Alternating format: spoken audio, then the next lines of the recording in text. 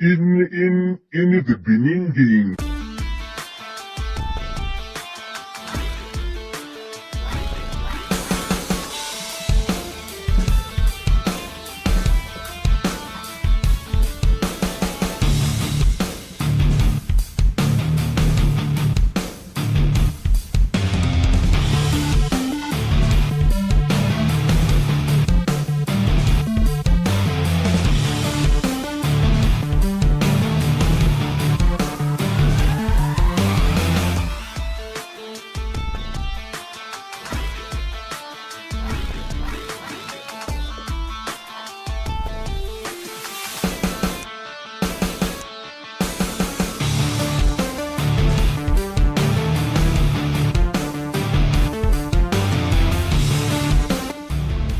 Want more?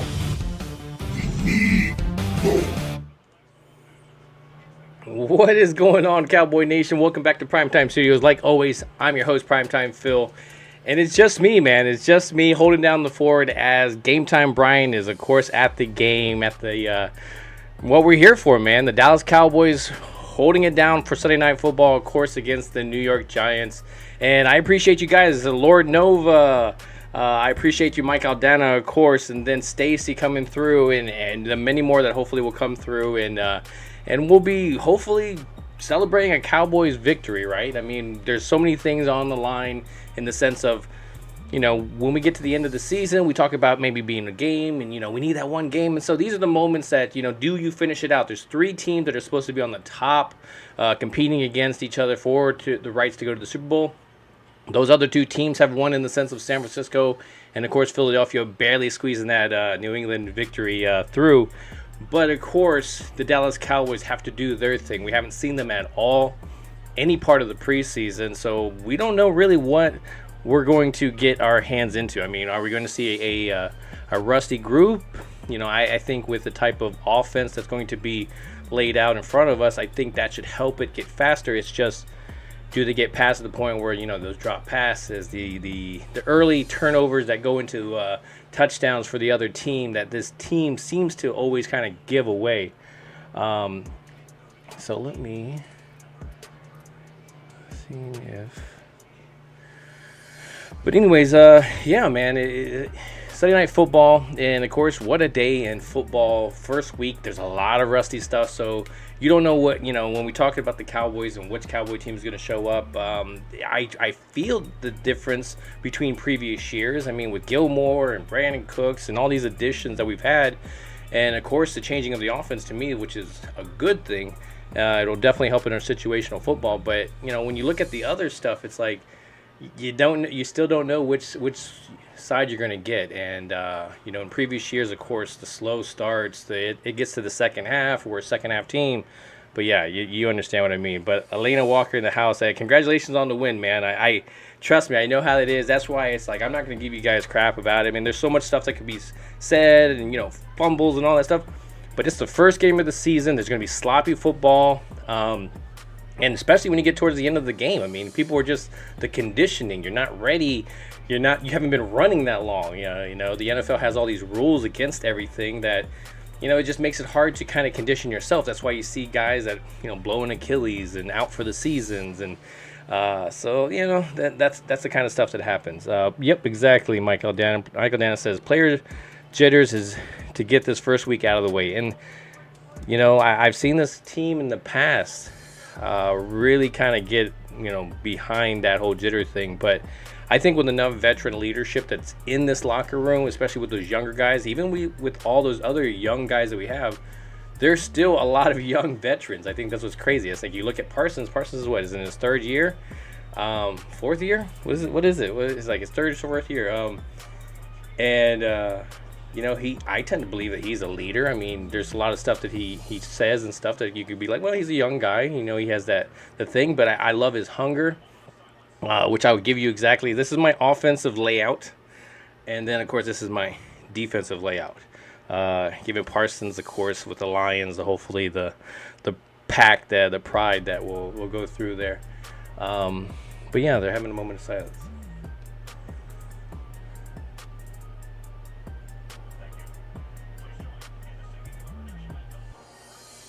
So of course you got you got Bryan there. He's actually under the railing part. So it's like I think he's in that row where he's got the cover. So he's got that. So I don't know if he kind of planned that or if it just kind of happened. You kind of want to give him the benefit of the doubt that maybe that he planned that, but I don't know. Oh, they got Queen Latifah. She's the one that's exactly. She's the one that's Simba, right? She's doing the national anthem. That's crazy. Yeah, exactly. Yeah, Rusty wins, but we'll take it. Yeah. Yeah, I mean the early turnovers that helped a lot. I mean, they came out, the team kind of, the offense really never really got started. It was the defense that kind of helped you guys in. I mean, and that might be us. Our defense is really good, definitely better than our offense. But you never know. Again, what teams are going to play here tonight? There's a lot of guys in the national media that are giving the Giants this victory. Of course, when we look at it on paper, this Cowboys team looks like it's going to dominate, but of course that doesn't mean anything. I mean, we all know Super Bowls are not definitely won on paper. Playoffs are definitely not won on paper. I'm interested to see what Dak does. Is he laser point? Is it on there? With the rain coming, is that going to be a big factor? A lot of times the people are saying with the rain coming, it's going to be a Giants whole thing. I'm a little kind of shocked a little bit, like. What makes it a Giants thing? I mean, got Barkley, they're amazing. Their offensive line is definitely getting better. And as ours got worse, I'm not saying that theirs is better than ours. I mean, they got some young guys that they can hang their hat on, but with Tyler Smith out of the lineup, I'm not big on Idoga or whatever. So hopefully they can mask him in the offensive line. But if not, then they're going to need to get him out of there real quickly and put Bass in there or Hoffman that was elevated for this game. So we'll see. Looks like they're pumped up. They are pumped up. So yeah, man, just like that, week 1 is already almost in the books, where you have 3 more games. Of course, tomorrow's 2 Monday Night Football games, and then of course the Dallas Cowboys victory. Hopefully, right? Hopefully, yeah. But we'll see, right?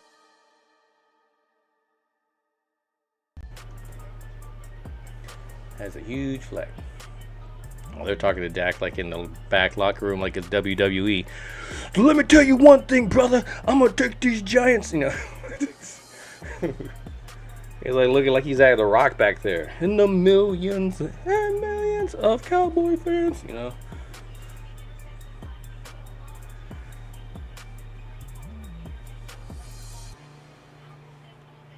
It's interesting. I mean, that's the thing, is this team is definitely stacked to do it. When CeeDee Lamb gets that break, when Cooks gets that break and he's able to get it open, do they make that catch and it doesn't pop off their hands, and then the safety gets it, and here we go again. That's what I'm saying. Those are the parts that people tend to hang on with, because the past 20, 30 years that we've had these histories and these slumps, these are the things that we've had. I mean, these are the histories that we come, we're almost there, but that catch that came back on us. We're almost there, but he throws the intercept, So these are all like PTSD type of situations, and nothing to poke at that. But, this team in the past has found ways to lose. And with the Giants, of course, even with this Cowboy team finding ways to lose, it still wasn't losing to the Giants. And I think that's funny. So, you look on the TV broadcast, it doesn't look like anything. They look at that, from above, you can just see the rain coming down. And so for open up the Cowboys season, the Dallas Cowboys actually kicked the ball off. And I'm going to go more that was the Giants winning the toss than it was the Cowboys winning the toss and kicking it away, because that's one thing I hated about Jason Garrett, man. He just was bad at that. Darren Waller looks like he's going to play today. That's a big target, man. That's a good job, good pickup from the Giants to pick up that guy. He's going to be a weapon. He's going to be hurt here and there, but when he's in there, he's going to be a weapon. And so, if they can eventually complement him, I think that's going to be a heck of a duel for them. But we definitely got a defense that can handle them. Kerr's going to be up on him. So, of course, the 1st and 10 from the 25-yard line. They're going to hand it off to Barkley. He's going to get about 4 or 5 yards. course, they're doing Daniel Jones feature, and Daniel Jones looks all surprised. Like they just surprised him. Hey, Daniel Jones! I'm like, either that or that's his intimidating face. All right, Daniel, give me an intimidating face. So we'll see how it goes, man.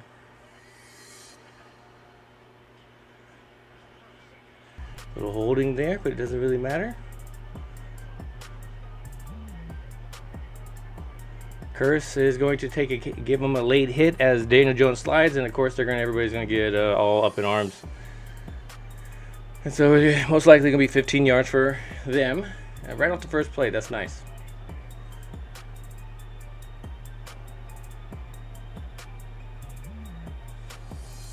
So unnecessary roughness, but when you really look at this this team as well, I mean, you saw a stunt where Micah comes to the inside, but then it looks like Osa actually gets held quite a bit from Thomas. Watch this. Yeah, it just no.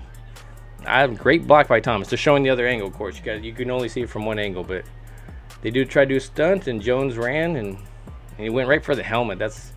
Can't do that, Cursed.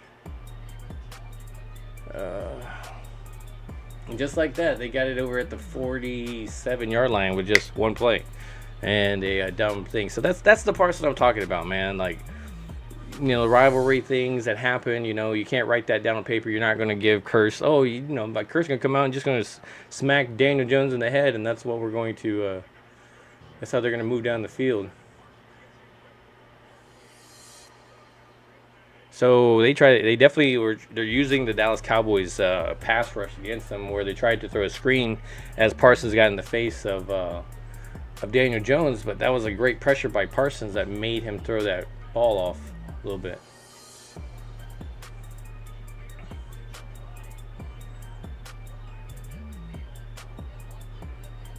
Yeah,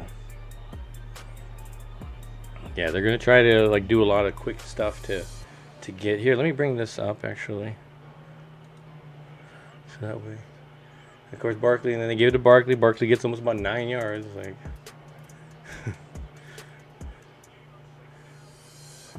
But anyways, no, it's third and about 31.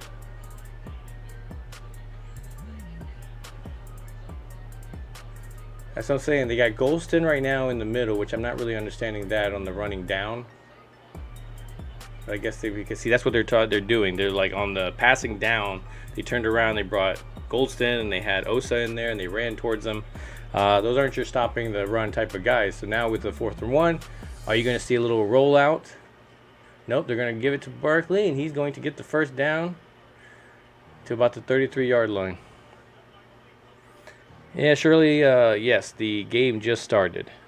New York is doing their first drive. That whole rehearsed drive where teams should be able to score. I mean, this is your bread and butter type of plays that you're once you get past it, those first 10 15 plays, then the game really starts. So I'm interested to see this Cowboys team kind of wake up, because it doesn't really seem like.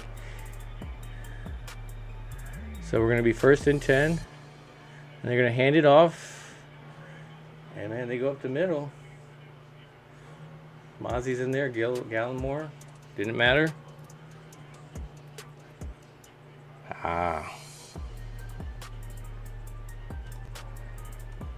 They have it on. I have it on Comcast Xfinity. I like our defense, but again, man, these opening drives are always, don't try to dictate too much about what each team is.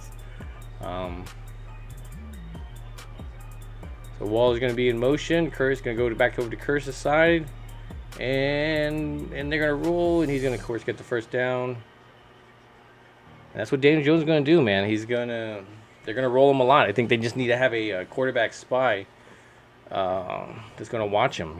So I mean, I'm amazed kind of that they didn't have that already up in the thought process of Dan Quinn, but we'll see if they adjust.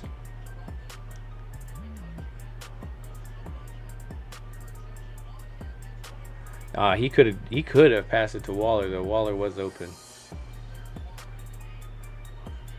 but it did draw all the coverage. So I mean, we'll see how it goes here.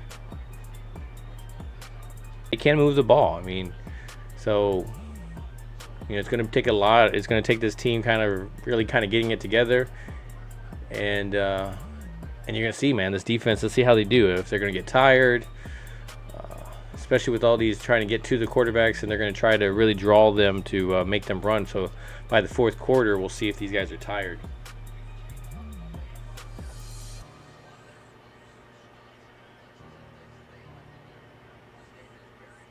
So last year, we gave up 129.3 rushing yards per game. That is ridiculous. So Barkley gets the ball, and it looks like Damone Clark maybe? No, 30. I'm going to go, who's 30 again now? Somebody just grabbed 30, didn't it? Juwan Thomas? Was that who it is?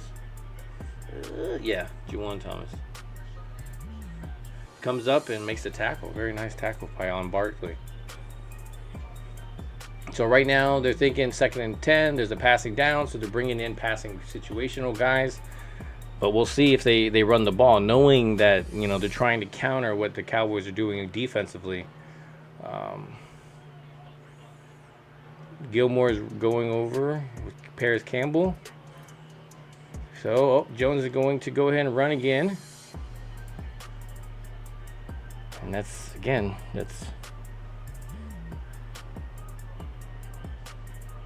Yeah, I know, exactly. But it's kind of hard when your quarterback, their quarterback, that's their main thing. They run the ball. As soon as he sees an opening, he just goes. Because let's be real. I mean, he doesn't trust the line that's going to block for him. So his whole thing is just to try to get out as soon as he sees an opening.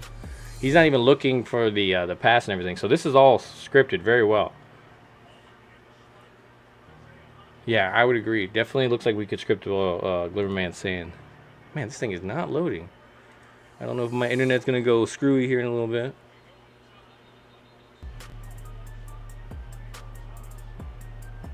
Let's see, we'll wait and see what happens. So, false start, offense. So, it looks like Thomas had a false start.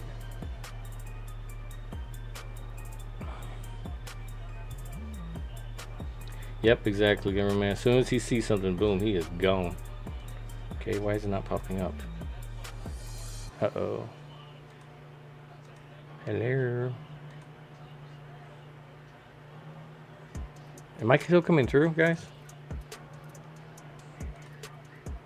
It is not popping the chats up for some reason. Oh, he fumbles the snap.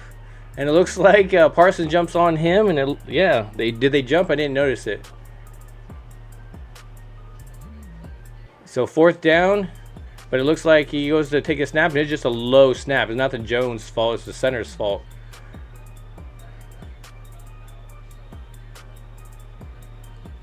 I'm sorry, I'm trying to get you guys' things to pop up, but it's not. Let me know if you guys still hear me and everything. I'm not sure if my, because it shows that I'm going good, but the chat's not popping up now. Uh-oh. I just looked down for a second, and all of a sudden I look up, and now the Cowboys are running it back. I think it's a block punt. So our guy, number 19, right? The guy that we just picked up from Miami, he goes and scores a touchdown. I look down because I'm trying to figure out what's going on. All of a sudden I look up, and number 19 is just running down the sideline after getting the ball. So I believe they blocked a field goal. Is that what's going on?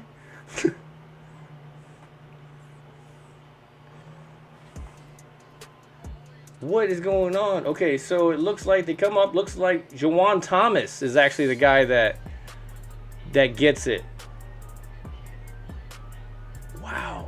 Wow, that is a heck of a start from the Dallas Cowboys. Wow. And the extra point is missed. And there you go. Looks like extra point is missed. There it is. There you go. And that's where Bryan said that this guy would at least miss one extra point. And there's your one extra point. Now let's get that out of the way and let's go forward.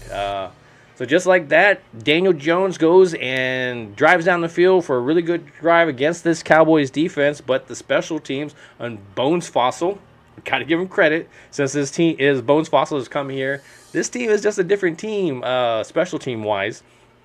I can remember getting Vanderjack, I think, and I was excited. I was like, okay, we finally got a kicker that can kick. He has the most accurate kicker in the NFL. And then all of a sudden, he became the least accurate kicker. It's just hilarious. So man, the Cowboys. That's how you started.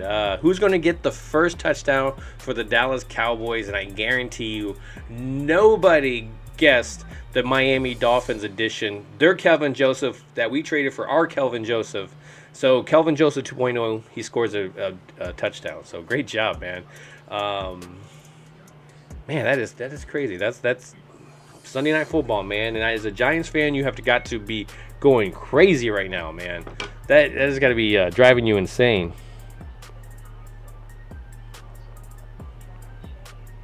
Of course, what happens is, as any Cowboy fan, as soon as something happens, whether it's bad or whether it's good, you're gonna have your friends. You call them friends. Either they're gonna say it's good things or they're gonna say bad things. And as a Cowboy fans, you know that's what we get from 31 other teams. And wow, man, that's a heck of a slap in the face, right?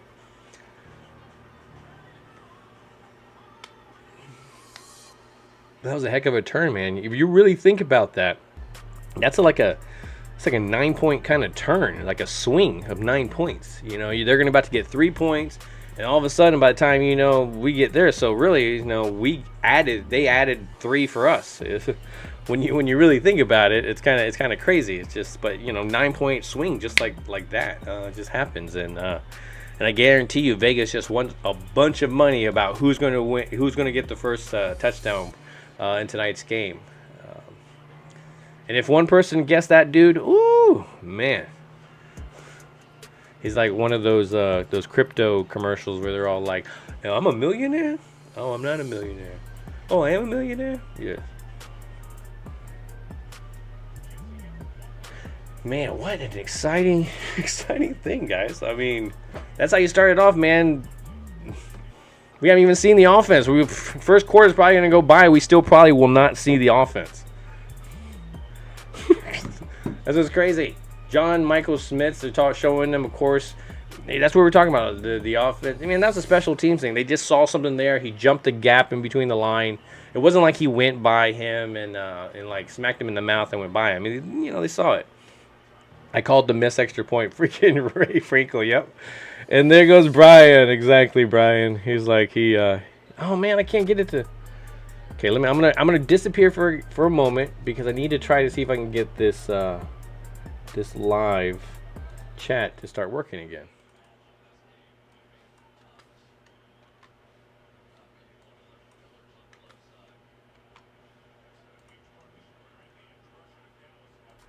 All right, so I apologize. So here we go. That's probably why they were doing so bad. Because I didn't have the defense on. Oh. Okay, see, as soon as I put the defensive switch over, Dante Fowler was right in the face of Daniel Jones. So I apologize, Cowboy Nation, that I did not put the defense on the first drive. And I was talking about offense. So that's really my fault. That was really my fault. Hey, Lady Libra. There it is. See, now we're back. We're back. Game Time Brian says, I called the extra miss point. Yep, we told you, Brian. We were saying out loud that, Brian, that you called it. But that's the only one, right? You didn't call any other one. So I better not see any other ones.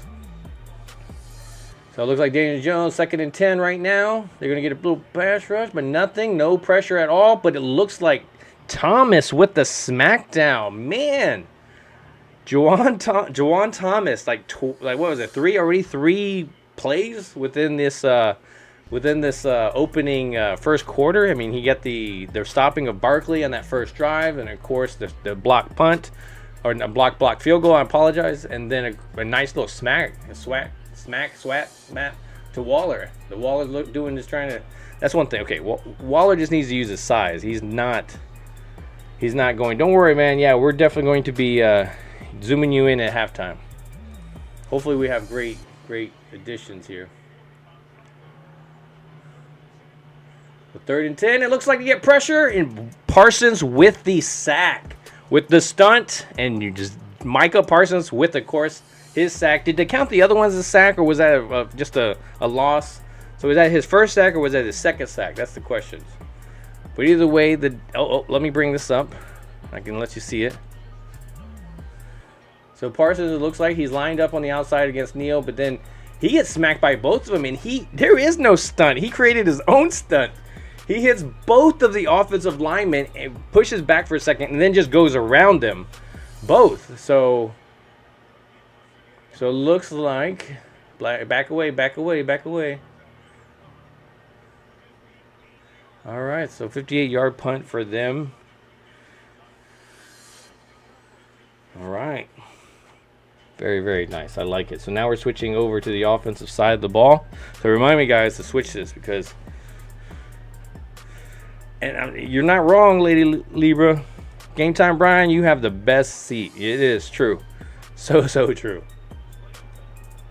So true.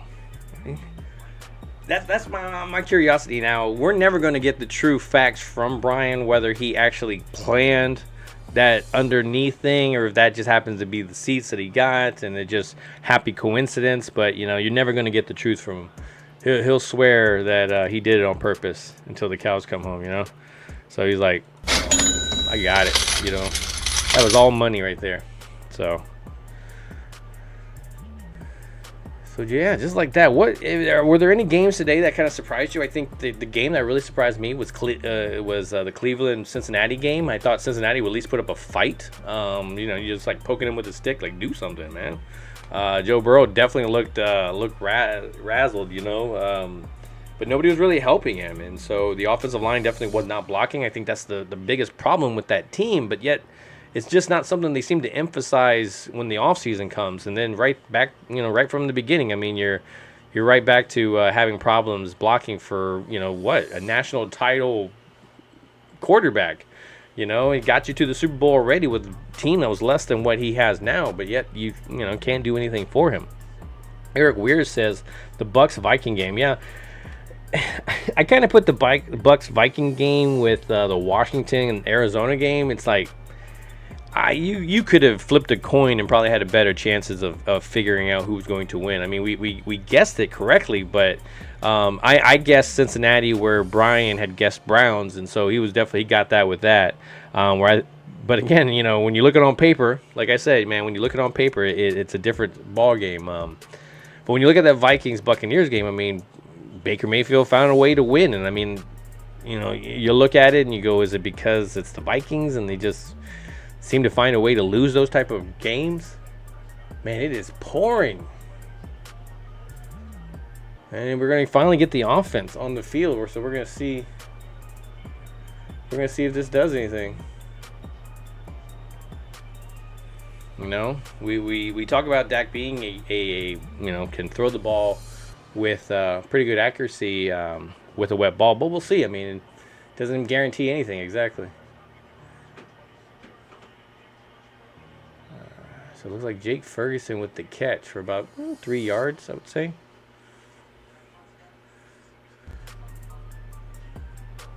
So when they're, that's interesting. They have their PFF rank on the bottom.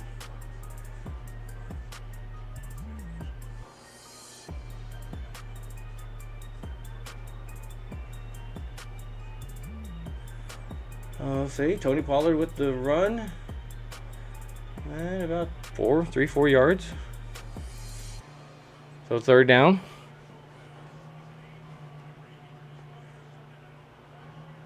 See if we can scroll this a little bit down. There we go. There we go. That's a little bit better view.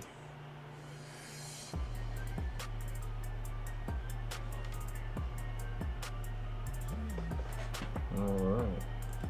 Yeah, I used my NFL Sunday ticket for the first time today on the YouTube whole thing. So I had it everywhere. I had a regular Comcast broadcast for the 2 games and then the other ones.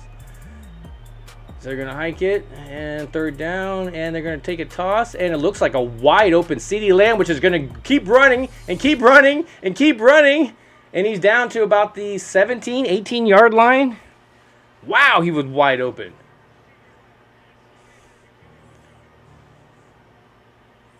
Dallas had a big old lamb, big old lamb, big old lamb. The Giants just forgot. Oh, it's a pick play. Tis, tis, tis, Cowboys. Tis, tis, tis. So it looks like a little screen play. Ferguson to the outside was running, and it's close to the first down marker. So about 9 yards on the thing. But yes, little rub pick play. Ferguson just took him out. And then CeeDee Lamb was just wide open out there. So, you know, you hear about the Cowboys bringing this, implementing into this. So it's interesting to see it at work. Yeah, all teams do it. I think it's just crazy because, you know, I don't know if it's more of the blind side hole blocking or what it is. All right, so you got CD in motion.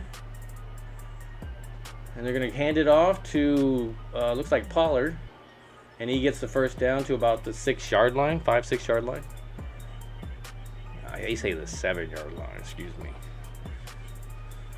Chris Collinsworth, you don't have to hear like Chris Collinsworth. I think that's the biggest thing. When I first got into football, watching it definitely on television, you know, Chris was on TV, and so he liked the stories and how he got into it. And I don't know. I believe as I got older, I just don't like listening to him too much, you know. And so even some of the stuff that we were happening, looks like okay, first and goal. They're gonna throw it, and looks like Jake Ferguson almost had a touchdown, but that was like a 2-on-1. I don't know what's going on there. We are in scoring range, exactly. So 2nd and goal. I was telling a story. I apologize. I got sidetracked by that play. I'm not even sure why you would go. I don't know. So it looks like they got two tight ends onto the right side. And so it looks like most likely they're going to run it to the right side. Nope, they're going to roll it out. Who the heck is that? Oh, it's Turpin. So Turpin gets to about the 3 yard line, 3.5. I don't know if I'm ahead of you guys. I apologize, man.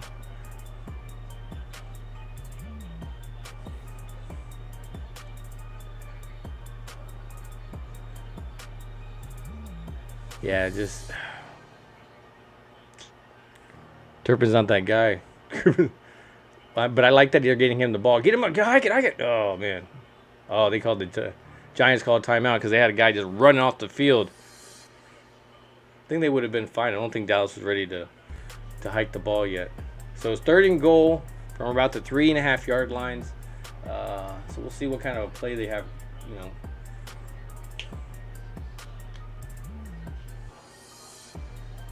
That's one thing though. It's just like I was talking about Chris Collinsworth. That's right. Just his stories, some of the stuff that he talks about. Today, like Terry Bradshaw, I think I was listening to him talking about what's going on. Gina Dallas Diva, I appreciate it a lot. I appreciate the support. What the heck a day of football, but Chris Collinsworth. I mean, it's just, you know, when I listened to some of his stories and how he is. Yeah, game time. He's going to be joining us here. Hopefully at halftime, we're going to be talking about a heck of a lead. They're going to run 3rd down. They're going to fake it, and Dallas, nope. They get to Dak, but it's an incomplete pass.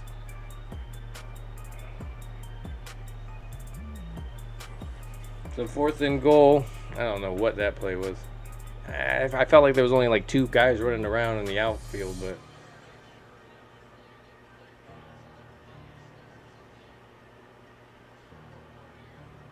So I like how Zach Martin's, you know, jersey's being grabbed and yanked back, and yep, nobody. Oh, great, that's right. We got the extra point that he missed earlier. So let's see if he can make this. Oh my God, this should be about what, like a 20-yard field goal? 21. All right, 21-yard field goal. He nails. Oh my gosh. Like, I thought we weren't going to have to worry about this stuff, but, you know, here we are. Here we are. So it's interesting to see, man. This the Giants, was able to drive it on that first drive. Like I said, everybody's kind of scripted that first drive, and so even with Dallas, having it scripted, doesn't really seem that they were ready for that goal line whole situation. I think they needed to go like on a heavy package, but I think they were just trying to feel things out. But again, the offense hasn't scored yet, so remember that. There's still a lot of whole football left, still within the first quarter. I know when I was watching that Eagles game earlier, yeah, we're going to jump in there because, we're going to do a little shout out to Bryan, him and his Eagles nation that's up there that he has to deal with. When I was watching that game, man, like, bam, just like that, the rain really caused that to kind of swing. Within the first two drives, the Patriots already turned the ball over twice, and the Eagles had already scored a touchdown off of it. You take that touchdown away, this is a different ball game. And when the game was really on the line, Jalen Hurts, one, fumbles it, and then two, doesn't get the ball down the field. And so, New England has a couple of chances of actually coming back to win that. So, we're talking about New England being a very young team that's still trying to figure out their identity. They don't know how to win yet. They definitely know how to lose, but, they don't know how to win. And really, they shouldn't have been in this game from the beginning. But sloppy football, and that's how the first week is. So by the time week 4 or 5, everybody's kind of gotten a body of work. We can kind of tell more by then, and especially once injuries start. That's one part of it. I wish we could just kind of turn it off, like kind of Madden, where you could just hit that switch and we didn't have to worry about injuries. But man, that's unfortunately a part of the escape that you have, and I think.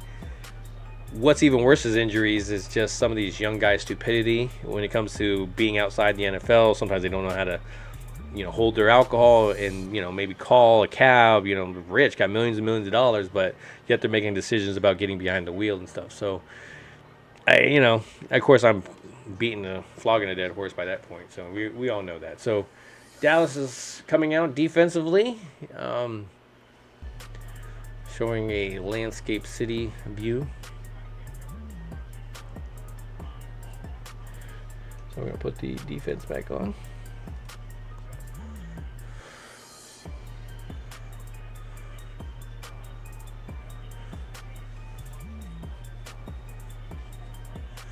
So you're going to kick it off. Man, it's just amazing. There's certain cameras, you cannot tell that it's raining at all. And almost makes the field goal. There, he can make that field goal, but... Coyote, you are correct. He did, man. He called that missed field goal. I think the worst thing about it is kind of one of those things it's almost easy to predict. I think the backup that's for Tyler Smith is going to miss a block. We just been having that issue, and so it's kind of one of those. But yeah, you are correct. He definitely missed it, and hopefully that's the only one he misses. Hopefully he nails the rest of them all the rest of the game. Get that stuff out of there early. And you know what? For Daniel Jones for having 6 fumbles, ooh. And they're going to sack him again. This time it looks like it's Lawrence that gets to him. And really, honestly, I think it's just design. We know that they're going to get pressure, and I think they had a really good game plan coming out, trying to kind of attack differently. As soon as Daniel Jones sees a lane, don't roll out. This moment that you get Daniel Jones when his back's against the defense, I think that's your problem right there, is that Daniel Jones, what he got very good about in that first drive was allowing him to see the lane open up, and then he ran, So, we'll see what they do. So it looks like they got good pressure. Daniel Jones is running for his life. Golston is running after him. He throws it out of bounds. And there's a flag on the play.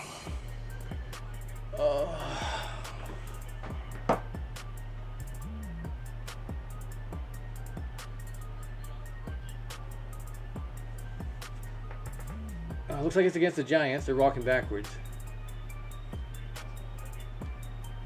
And it sounds like this, and they say that it's getting heavier in the rain. Heavy rain. No foul. No foul. No foul. No foul. And now they're explaining it, but we're like he's ordering a Big Mac from Burger King or something. Or not Big Mac, sorry, Burger King. Like a Whopper from Burger King. Would you want some fries for that?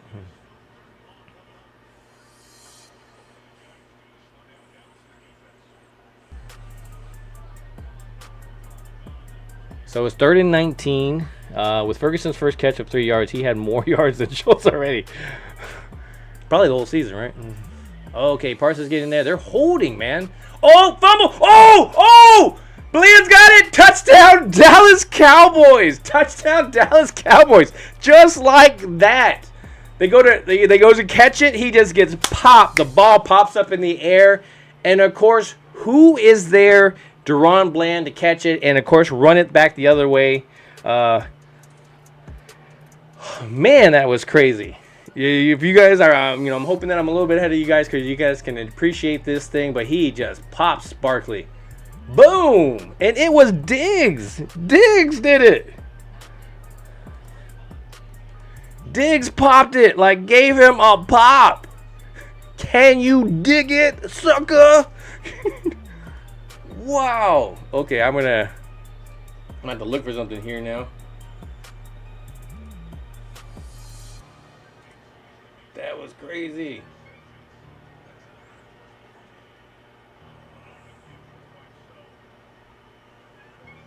So my question is, the content creators that are Giant fans, have they gone to bed now? I mean, this is not over. Don't get me wrong. This is not over. I'm not trying to say it like that. But as a fan of that other team, I mean, if we were getting our just, boom, balls popping out, we're getting blocks, we're getting everything, wouldn't you, all right, guys, I'm going to go to bed and hoping that I wake up in the morning and it's not like this, So, dude, now I'm just, my phone is blowing up right now.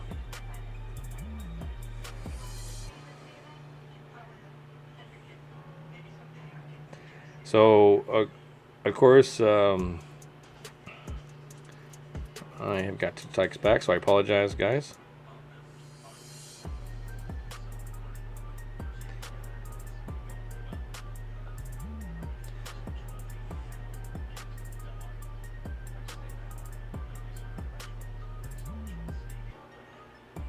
I'm trying to get one of those, man, yeah, see, that's what happens.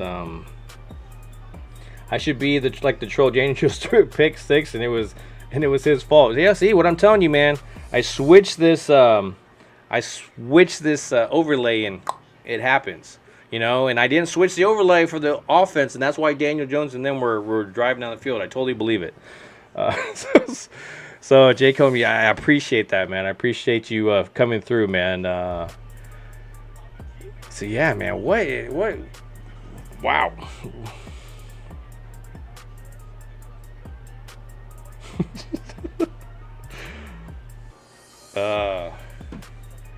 So yeah, man. First game of the season, and our defense is really showing. I think this is what we're kind of seeing. We know. I think the perfect example is Tampa. Tampa in the early 2000s, they had an amazing defense that Tony Dungy had put together, and it was just this offense was pretty good. I mean, they weren't amazing at Keyshawn Johnson. There were some weapons there, and there just wasn't anything. Then all of a sudden, Gruden comes in, and yes, that Gruden, the guy that's you eventually see back in the NFL. But you see him come in and kind of just bring this culture and starts talking to this defense for Tampa Bay. It was like, as a defense, if you're so amazing, why don't you score touchdowns? We stop them and doing all this other stuff. But if you're such an amazing defense, you should be able to score points as well. And, man, that's what you see here. When you're popping the ball and Diggs is not afraid to put his shoulder down in there, that is amazing to see. This offense hasn't really even been able to get a chance to kind of go, but at least they drove down the field, The defense and special teams have scored more touchdowns than the offense, or scored more points. Both the special teams and the defense have scored more points than our offense. So that's crazy. Yeah, that's the statistic. Oop, I think my laptop is almost dropping.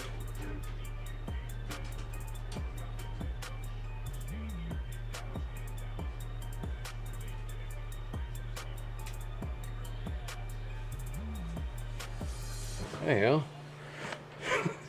That's the thing about Glenn, man. He says really wanted to see our offense and really the defensive scoring, and the kicker is on the track. There's a lot of questions here, and but I'm okay with not getting answers until week 3. That's if our defense is just scoring on people and we're having to run the ball.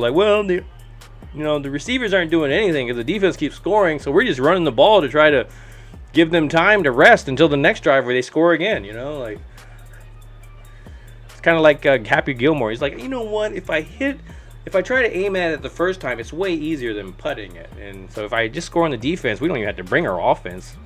We can just bring in a 53-man defensive roster.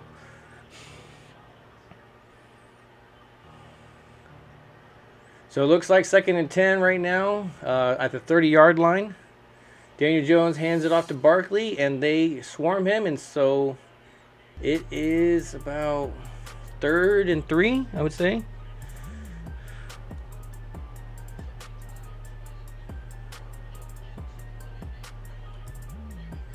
So right now they're talking about Gilmore.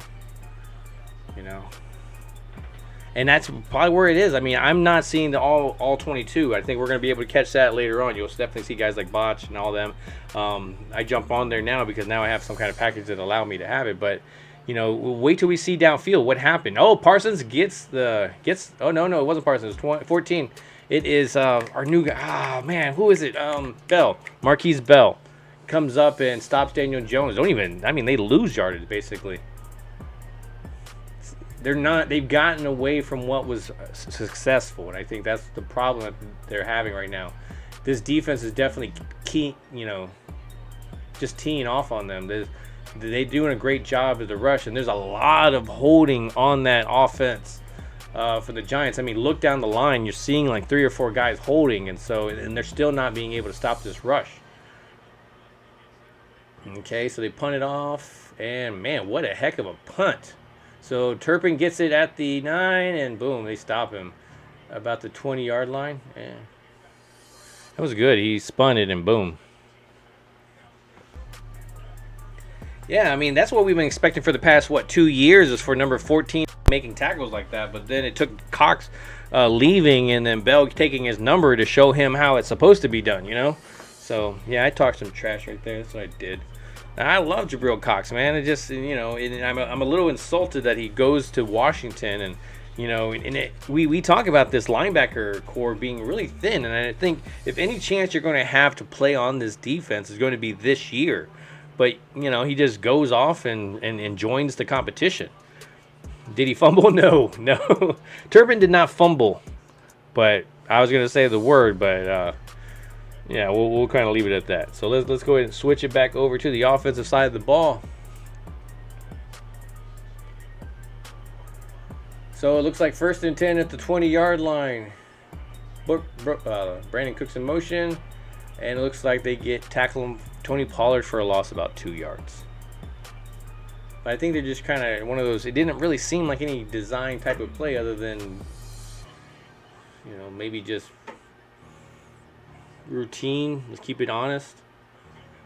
Yeah, it's great defense when it comes to defensive line. I'm not talking about that secondary. We all know that's the reason why you need to kind of attack more.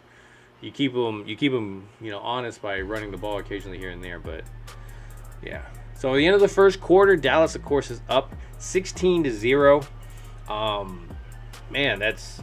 Let's take away the punt, or not the punt, but the blocked field goal. Let's take away the, of course. Was an interception, a fumble for a touchdown.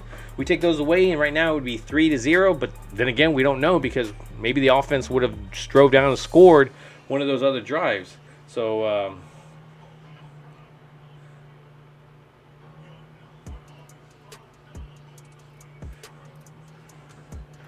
yeah, my coworkers are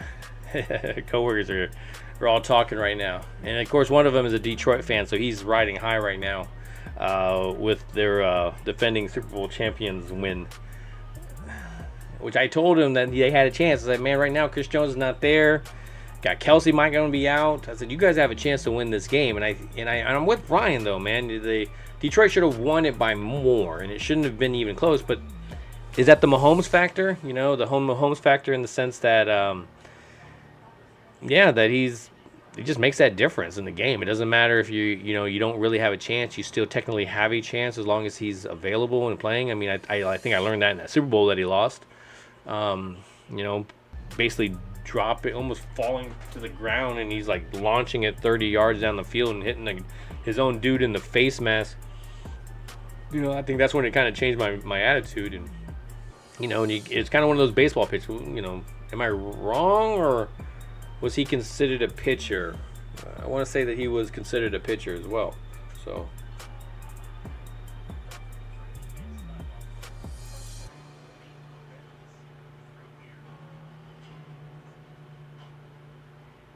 it's nice to see Turbin though, getting involved. Didn't do much on that goal line situation. I want to see more towards our other guys. I mean, we haven't seen Cooks get involved yet, Gallup. They could be rolling coverages to them, and that's the reason why these other guys are becoming available. Maybe just open reads. I'm not really sure. So I'm interested to see once Cooks gets into the mix, how much that defense is really going to have to worry about him. And if it's them, are you worrying about that? Then of course CeeDee Lamb, and you got a lot of weapons on this offense. It's just, is he going to have enough time? Is this makeshift offensive line going to do something? And it looks like they did try to throw it to Cooks, but it's a little bit high. So 3rd and 12 for the Cowboys.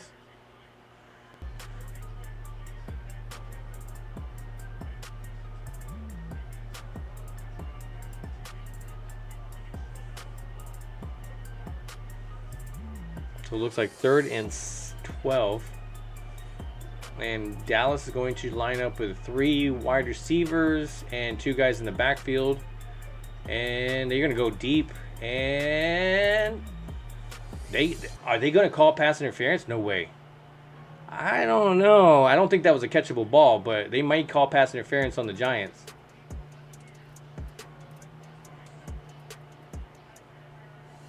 Yep. That's what they do. They call pass interference on the Giants. You don't see it until the very end. So maybe he's stopping him from. Okay, so now they're showing it. Oh yeah, he's all over. Man, he did a little thing wrong, and I think that's what sucks is that he didn't do enough to counter Cooks's way to the ball, but it was a bad enough thing that you got to call it. Oh man. Rookies, again, that's what we're talking about, rookie corners. You're going to have to go through the growing pains. And so they fake the rollout. Dak Prescott throws it, and incomplete to Jake Ferguson. So 2nd and 10.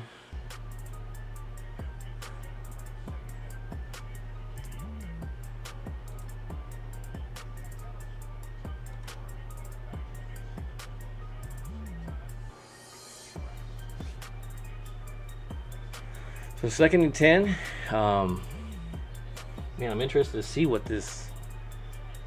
The second drive. Basically, what is this? The second drive? So they just hand the ball off, and they're just going to do some hard running. Idoga's in there, not really blocking anything.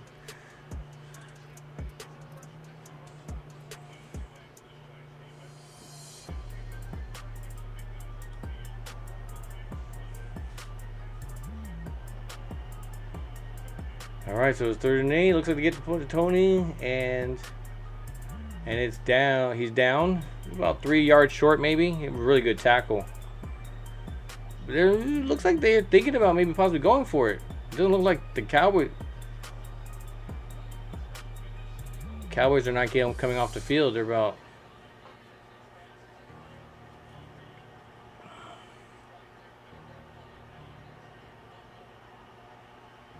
Interesting. You're going to go for it on 4th down. Either that or they're trying to try to get them to jump off sides. My Wi-Fi's getting all iffy. And Brandon Cooks catches it and hangs on to it after a big hit by the linebacker. Picks him up and drives it to the ground. But that's a 1st down for the Cowboys. Brandon Cooks. Woo, man. 3 drops of pee came out of there. Ooh. Yeah, that was a great job. Zach should have thrown it downward so he could slide down, but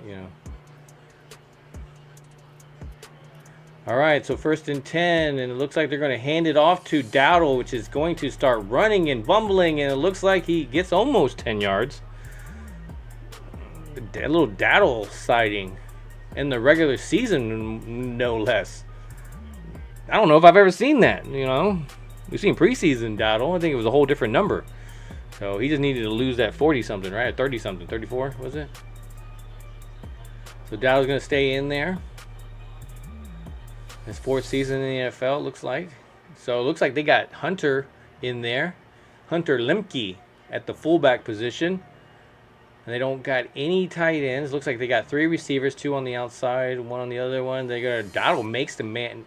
Dowdle makes a man miss in the backfield. Let's try that in English now.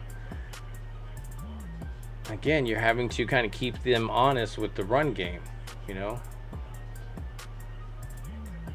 Don Martindale, man, that's a good defensive coordinator. Just doesn't have a whole lot of weapons. He's slowly getting some weapons together. And that's the thing about it, is they're talking about the blitz and blitzing this team, but we all know, man, you blitz Dak, that's usually a big mistake. So it looks like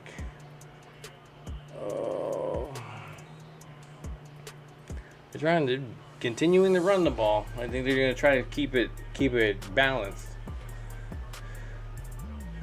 And you can see McCarthy just calling those plays, man. So 3rd and 8. I mean, they already went for it. And, is it one of those situations where, you're getting closer and closer with field goal range. You're at the 20-yard line. So it looks like the 20-yard line, they need to get to just about the 12-yard line. If I did the math, that would have made sense more. So it looks like Lamb is in motion. And Jake Ferguson with the drop. That would have probably been a first down. Yeah, that would have been a first down if Ferguson catches that ball. Not the greatest throw, but it did hit him in the hands. It was kind of low. So it's there, man. It's there. It's not low or anything. It's just in a good spot. He just needs to catch it. He starts looking upfield, and it's not good. So here we go. Near field goal time again. Let's see what happens. Looks like it's going to be a 37-yard field goal, 38-yard field goal. Yeah. And it goes in. Wow. Oh, man. This is exhilarating. Field goals. Whew. Gonna get him all his practice in the first game. Man, not cool. So I have to, what time is it? How many minutes do we have until the halftime? So we got about 11 minutes. So here in a little bit, I got to send Bryan a link. Looks like my internet is just being screwy, man. You gotta believe Comcast, Comcast strikes again.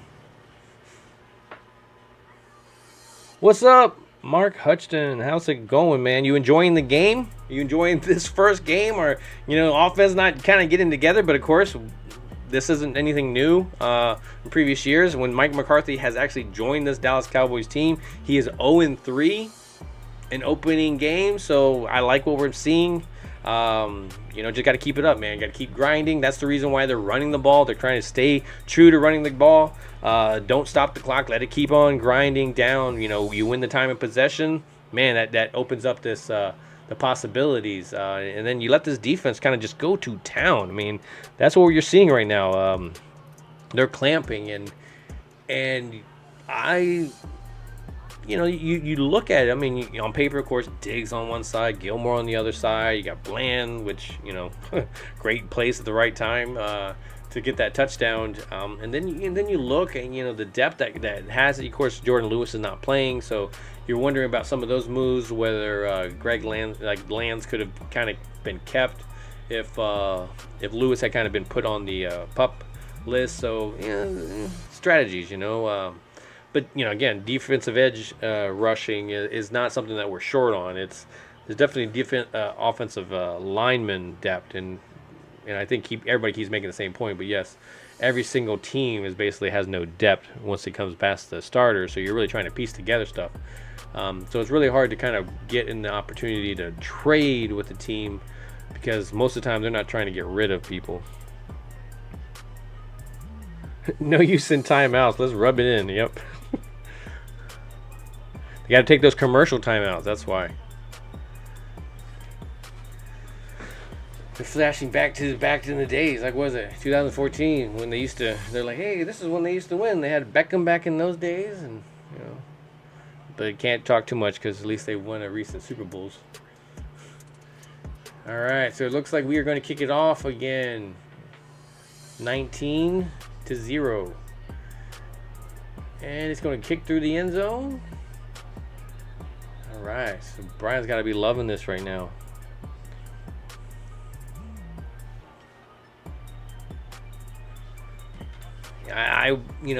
There's always a little part of you that, I love the fact that everybody's watching our team and everybody's seeing it, and, we're putting on national display for everybody to see.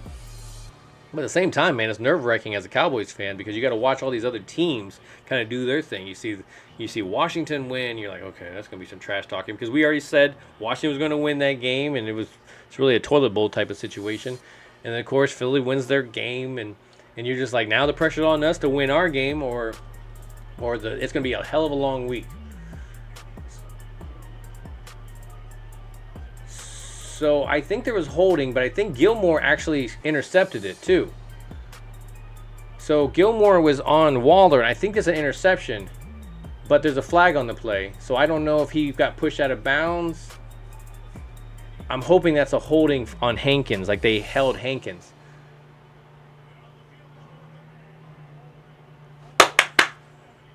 That penalty is declined. Interception, Stephon Gilmore. I gave the Cowboys actually winning 13 games. I think they can win 13 games. 12 games is definitely a possibility for them. Bryan had them going 12 wins as well. Again, I think they can get to that 13th. This is a hell of a team, and again, everything always determines on. Are you going to be healthy? Are you going to go through? Because as soon as your health goes out the window, Tyron's out, that's when things get kind of iffy, But if you're turning off the injury whole thing button, then you're all about it. Is he going to actually try to?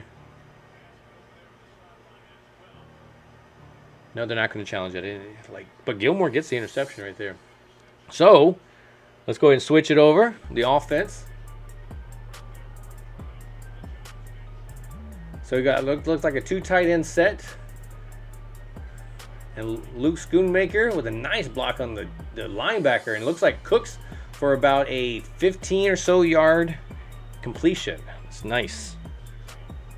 What records do you guys have the Cowboys being this year? I mean, there's record kind of changes a little bit than it would be in previous years. But hey, man, 12 wins as well. I would not be against that either, because that means we're playing some good football. Just those 5. I mean, I'm more curious about those 5 losses. What happened during those 5 losses, Was it just more like, oh, we were really close and it's just, at the end we didn't get it, It's always how you lose those games, Because you're going into the playoffs kind of fearing that, hey, this is a way we can lose. We've done it before. We've lost this way before. I think Steele moved a little bit before that, but they got Turpin with a run around. He gets about 6 or so yards.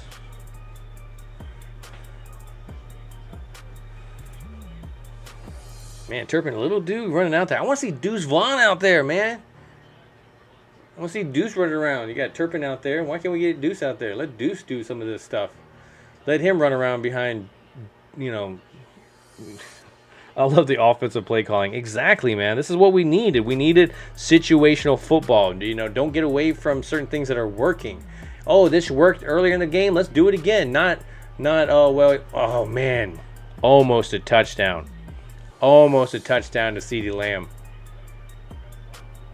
That was very close, man. Just out of the reach. Dak is just a little bit off. But there's a flag on the play, so we'll see.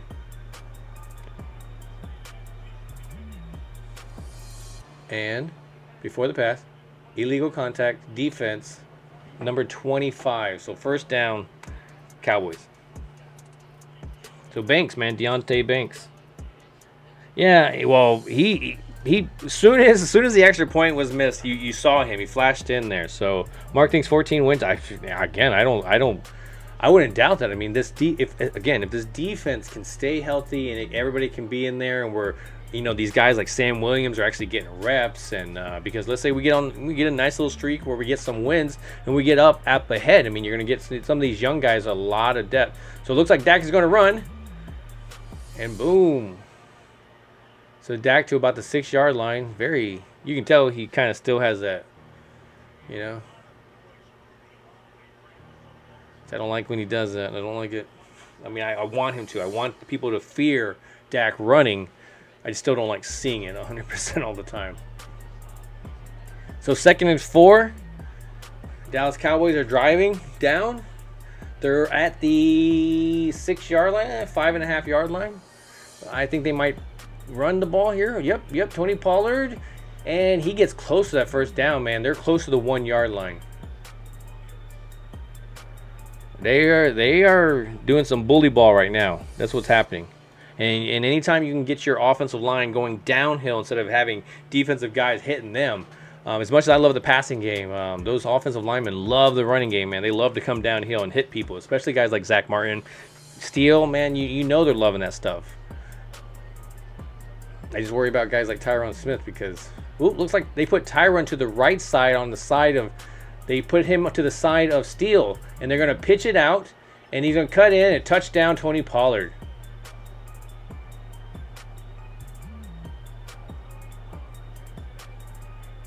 So that's a touchdown. Dallas 25-0.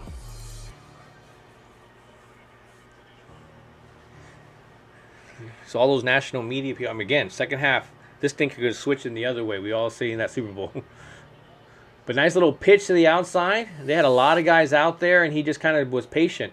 He let everybody kind of do their thing, and eventually the defense over-pursued, and it looked like he just waited for Steele, and I think it was Zach on the other side. I didn't even tell which one it was. And the extra point is actually good, so it's 26-0. And we still got 8 minutes left in the second quarter. And that was a big turnover. The fact that Daniel Jones was going out of bounds and he decides to throw this again to Waller, a guy that he should be able to rely on. But I don't know if Waller being out with the injuries and stuff, they're just not on the same page. I think we talked about this before when Dak, when the wide receiver comes in, that doesn't automatically mean they're going to be amazing. Dak was able to do that with Amari Cooper. You're seeing him do it with Brandon Cooks. And you haven't obviously seen it on any of these drives, but I think you should see it more developing throughout the season. You saw a nice little play where they picked up about 15 yards, and that really had to do a lot with the rest of the offense. You're worried about this weapon, you're worried about that weapon. Oh, now we've been running the ball. You set it up with a play action. So a lot of weapons on this offense that people have to account for, and that's what's going to open up for other people. And come on, if last play of the game and wide open for space, boom, CeeDee Lamb gets the ball. Do you feel comfortable with him in space? Okay, Brandon Cooks, same situation. Do you feel good with him in space? Deuce Vaughn, do you feel good with him in space? Tony Pollard, do you feel good with him in space? It kind of goes down the line. If you feel good with these guys in space, you can, that last drive of the game, who are they going to hone in on? Pick your poison, man, because the other ones are going to stab you a little bit somewhere. Yeah, and I would agree there. You kind of one of those you're tipping your hats kind of situations where if he's in there, it's either going to be a screen, one of those passing type things, but he's not going to stay in there and block for them. So yeah, you might be tipping your hat. You might definitely be right there. I would just like to see him out there, But, again, I don't want to be that part of Cowboy Nation that all of a sudden, we're doing the whole Tony Pollard thing with Deuce Vaughn. I want to see him get touches. I don't mind him being fresh. They're going to ride Tony for a little bit, switch it up, let Deuce get some games. That's okay, man. Let them figure it out. I liked seeing Rico in there kind of relieving a little bit, kind of more of a heavier runner, but yeah, I don't trust him to hit a 300-pound defensive tackle in the chest and push him backwards, And you know what? And I agree with there, Mark. They're going to burn out Pollard this year and then let him go. And I strongly believe that, too. You paying him $10, $11 million for this season, Yeah, I think that's what it is. And they're going to just ride his wheels off. Kind of like, remember when DeMarco Murray that year? He had like almost 500 or so carries throughout the season. I mean, they really rode him.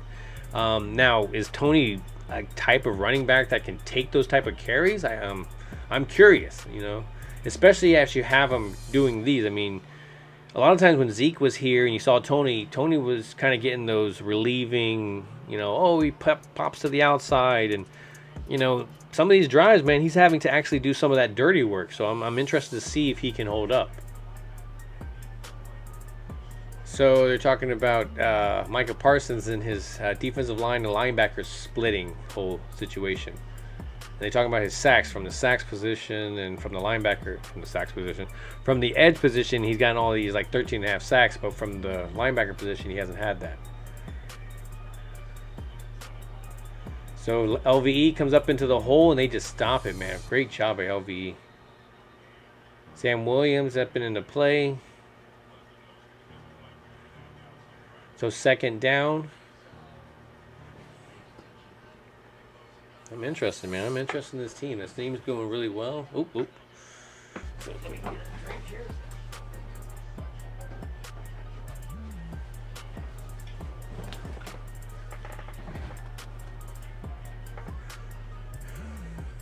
All right, so it's second down and 9 on the 25 or so yard line. Daniel Jones goes back to pass. He hits it, and Paris Campbell gets tackled almost right away by number 14, Bell. Cox, But there's a flag on the play, so I think it might be on our defense.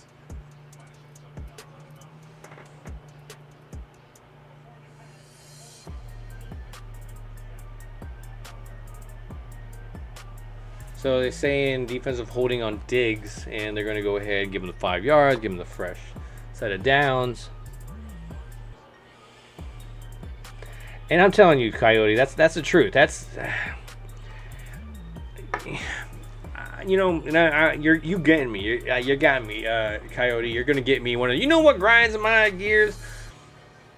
I was hearing Terry Bradshaw. Now, man, like Terry and his money and all that, like. He definitely had this whole.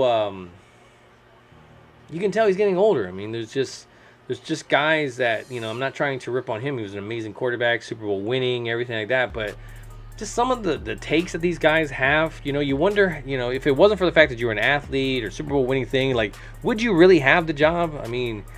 Because like when they started talking about Trey Lance today, I was hearing them. They're talking about Kyle Shanahan couldn't use Trey Lance. That tells me everything I need to know about Trey Lance. If Kyle Shanahan can't use you, then basically you're just doomed to be a backup for the rest of your career. And it's just like okay, pump the brakes here. Now he was saying it more as the sense that Kyle Shanahan was some kind of quarterback developing coach. Tell me a quarterback that he's developed. I mean. Garoppolo, no, they traded for him so they could get him. He got hurt and everything. I mean, they go out and they draft for these guys. They don't get them, and then they got Brock Purdy that falls in their lap. Did he teach Brock Purdy to pass? No, Brock Purdy came in and was able to do it. So he was able to run their offense, and that's what Kyle Shanahan needs is a guy that can run his offense and not a guy that he's going to teach. And so Terry, to hear that, it's just. What a bad take. And I'm going to say that. I don't normally try to hit on people's takes of stuff and because of that. But, I mean, you're a quarterback. You're a Super Bowl winning quarterback, and you're ripping on another quarterback. There's going to be some guys in the NFL. I think it's like voting. I mean, there's going to be some guys that hear that, and they're going, they've made up their mind. Now, that's up to Trey Lance to kind of silence the critics. So, sorry I'm getting away from the games. 1st and 10, they run the ball. They stop Barkley. Barkley's still down. Okay, Barkley got up. Hey, what's going on, JoJo? How you doing? I feel like they have a Coyotes. Like I feel like they have a script. They were great players, but now they are just actors on TV. And that's I don't know if you guys have been seeing those NFL commercials with the script thing. It's like, in week 1, Jamar catches a no-look, no hand catch for the touchdown, and it's funny, because they talk. Malik Hooker almost had another one. Exactly, JoJo. Exactly. I thought that was another interception. Even Malik Hooker was like, wait, what was that? The ball? He's like he was piloting a plane and a bird hit him in the head. That's why Hooker. No, it's right in the chest. That's why Hooker plays defense, man.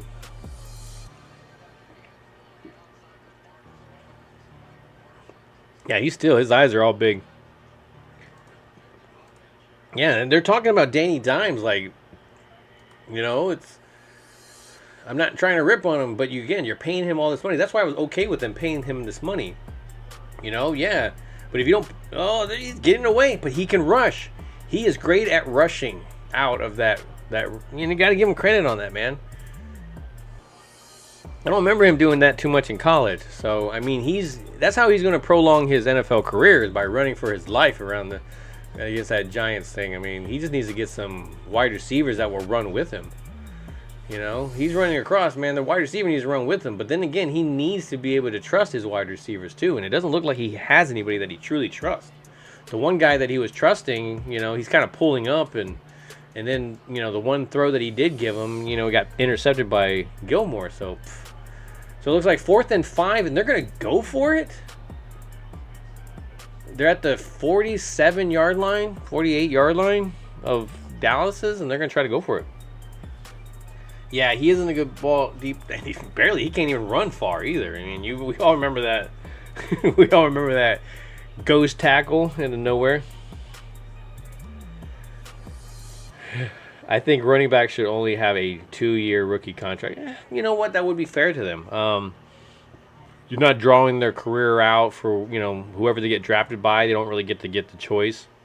A lot of guys don't even see their second contract. So I mean, you might have something there. Again, that's up to the player. The whole PA whole thing. It's just they don't. There's situations where there's players that have come out and said that, oh, this is not a good deal. They still signed it and stuff, and so that's it sucks because now they're kind of reaping just the negativity from it all. So, okay, Daniel Jones goes to pass. 4th and 5. He's going to run. And he's going to go back. And Waller catches it. Damn, man. Oh, that was a great job by them. That was a good job by them. Because Jones was about to rush for it when somebody comes running up and he stops, throws it to Waller, which Waller is being covered by Gilmore. And, yeah. See, that's what he was expecting him to do last time.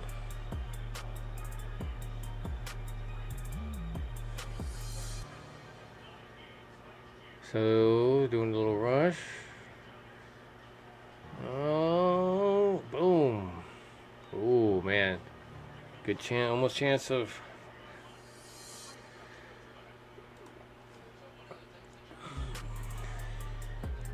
I'm not against the whole running back. I've never really been a guy that likes to pay the running back their second contract. If it's going to be reasonable, not breaking the bank. I don't want, quarterback's a whole different situation. I still think they're getting ridiculous money, and nobody really needs $50 million a year. And then they're putting their body on the line. They're doing possibilities of stuff health wise when they get older. So I think that's where the balance is. Where you're like, oh, okay, well, but then again, all these other guys really are too. I think they just need to be. There just needs to be cap on these numbers. At some point, where does it end? These numbers are going up, and eventually they all come back down. But it doesn't seem to be doing that. So, and it looks like 3rd and 5. They're at about the 21.5-yard line, so they're driving. 2.5 minutes. Daniel Jones goes and gives it to Barkley, and they get him out of bounds, but he gets the first down. So I don't know if they'll get a play off before the 2-minute warning.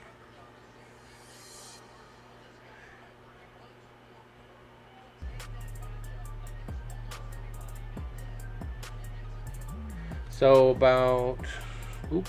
That's what's going on. See, this is what you guys got to tell me, man.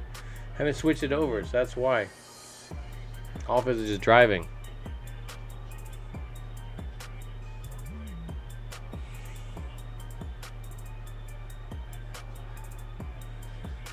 $26-0, man. This is what I was talking about with it's not raining and stuff, but it's raining. That I think the Dallas Cowboys on paper are a better team. I mean, when you look at the defensive line, I mean, yes, this Giants team has definitely improved across the offensive line, but this defense is just ridiculous. This defensive line, we're having to cut guys. We're talking about Lands, a guy that's like on a practice squad type of situation, and we're all, just heartbroken that he's in the Colts, and now he has to go and deal with them over there where they're losing. And but this defensive line is no joke. I mean, so we got the linebackers after that. That's where I thought Cox might have a situation that he might come into, but that secondary is no joke. And you wonder if Daniel Jones is holding onto this ball sometimes, with that rollouts and any of that stuff, because that secondary is doing so well, and these are becoming coverage sacks, and these are coming coverage little reviews as well too. So, see these old these guys that have a commercial. You got Jerry Rice, Emmitt Smith, Dan Marino, and I didn't tell who the other. There was a fourth one there that was older, and I didn't notice who it was. How's Mark doing over there? Have you guys seen his broadcast at all? I think what I'll do is I'll go ahead and set up the meeting for Bryan. And I'm gonna have to use one of the old. I'm most likely gonna have to use one of our overlays that we had.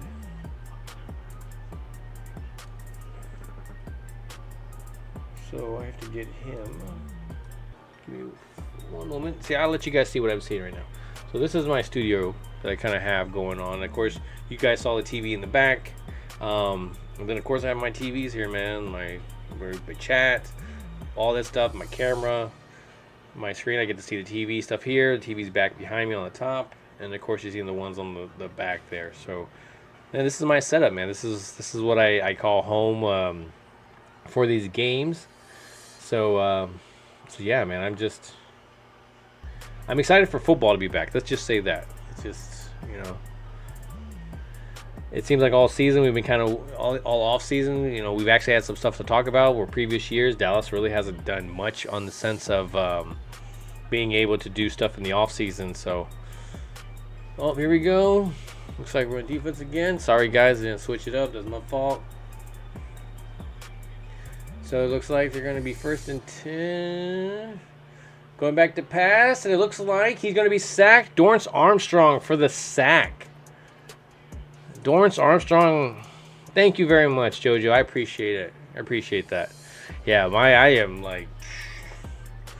all set up here. And now that I have the NFL Network whole thing set up, I got it everywhere. See, Dorrance Armstrong, man, kneel. I'm telling you, kneel. Kneel is their weakness on the line. I mean,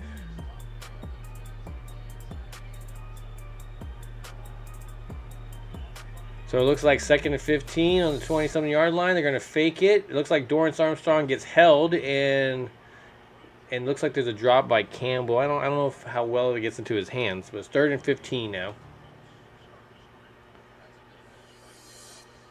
I think he was wide open on that sideline, so he could have definitely got some yardage, if not a touchdown. Yeah, he is wide open. That's a touchdown no more.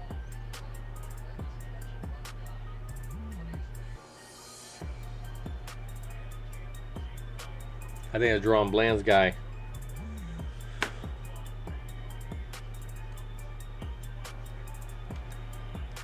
So it looks like they're going to go, and they don't sack him because he gets a yard or so ahead. I was in the middle of sending him this thing when I got all excited.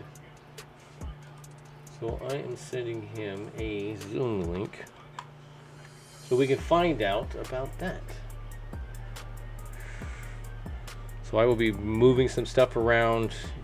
It's going to be weird because because I'm going to have to bring him in, and then I'm going to have to change some audio stuff around. So you're going to have to, I apologize for the delay that's going to happen, because once he comes in, of course, I have to change the audio here to make you guys be able to hear him, and for him to be able to hear the broadcast. And then, of course, once he's done, I got to change everything kind of back. So that's what Bryan does, man. Bryan's my boy.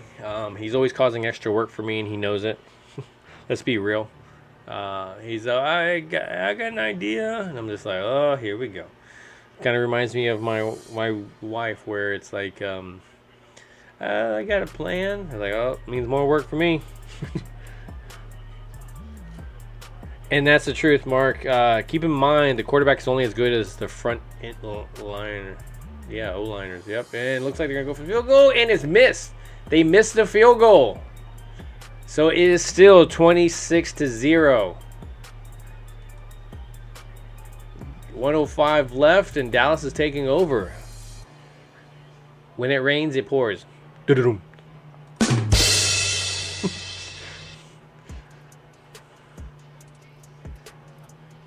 Yeah, that quarterback and coach got to be like, son of a... Yeah, I cannot believe this. You know. And then, just like that...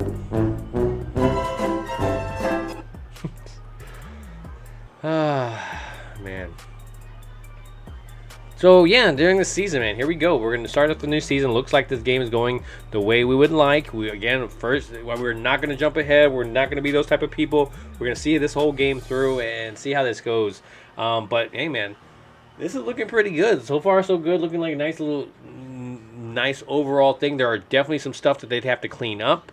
So that just goes to show you, man, that's, it's not perfect football, but you're still playing really good football. So this is what we were talking about. The Dallas Cowboys shouldn't come out here and just be, flinging it here and there, and then like they never skipped a beat. Oh, look at Brandon Cooks with that perfect. No, man. Everybody kind of needs to figure it out. A couple of games, they'll get more into a rhythm. And 26-0. How the Giants going to hold up against the Cowboys the next time they face them when everybody's kind of gotten some time under their belt. We got the offensive line kind of working together. Most likely Tyler Smith is back. So, yeah, man. Joey, yeah, I love it. What a first half. Yep. J. Cone, what a first half. I don't know why your icon's not coming up. There's certain ones that don't come up, and I don't know if it's that type of picture that, it's a JPEG compared to a particular photo. I don't know really why it does that. My thing showing here is just all fuzzy. It does not want to, yeah. So, and then, fantasy. Is anybody playing fantasy? I try not to play fantasy. I talked to Bryan before about it, and the problem with fantasy football for me is then I start rooting for things I shouldn't root for, and it's like, oh, I want this team to lose, but I want this individual to do it, to do well. And me, I'm just like, man, screw that. I want that team to suck, and I want that individual person on that team to suck too. So Dallas. Okay, let's switch it over. And he goes deep and out of bounds. I don't know why Gallup freaking jumped up. That was weird. It looked like it was going to be a nice catch, but Gallup jumped up in the air, which caused the defensive guy to be able to push him out of bounds.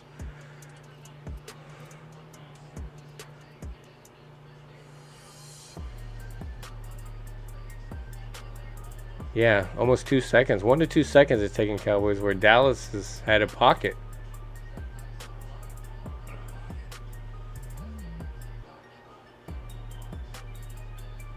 Yeah, it's kind of funny because they're showing these replays, but at the same time, Edoga is like getting whooped.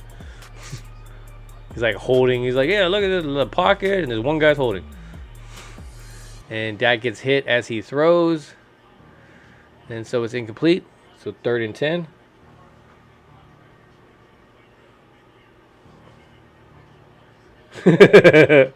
Jojo, I like that. Does me dreaming about Dak consider fantasy football? I would say yes.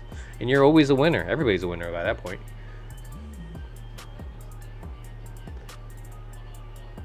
Lawrence, man, Dexter Lawrence. That's a crazy guy. He's a beast. He definitely is. And here we go, 3rd and 10. About 56 seconds left in the third quarter. Second quarter. My God, really? I'm over here jumping quarters and stuff here. So it looks like Dallas takes a timeout, which is their final timeout.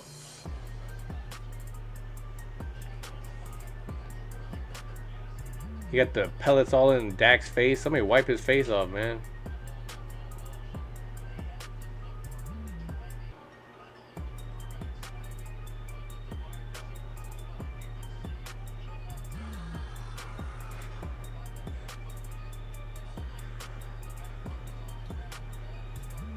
So it looks like they got something drawn up here. Like I want to see this. I want to see this. Like, you know, I'm sorry I keep saying the same things over again, but this is what it is. Like I haven't been able to see the Dallas Cowboys be able to put up any kind of situational football. 3rd and 10, you're driving with 1 minute left. If you get this, are you hurry up offense? Like what's going on? So these are the things that we would have seen in the preseason, but of course we're not. So situational football is always a thing. So they're going to go ahead and run the ball. And the Giants are going to go ahead and take the timeout. So there's about 50 seconds left. So kind of a give me play. So Dak right now is 7 for 14. So about 50% of his completions for 91 yards. And about 70% passer rating. It looks like Daniel Jones is 5 for 12, 43 yards, 2 interceptions, and 3 sacks. So his rating right now is 12.2.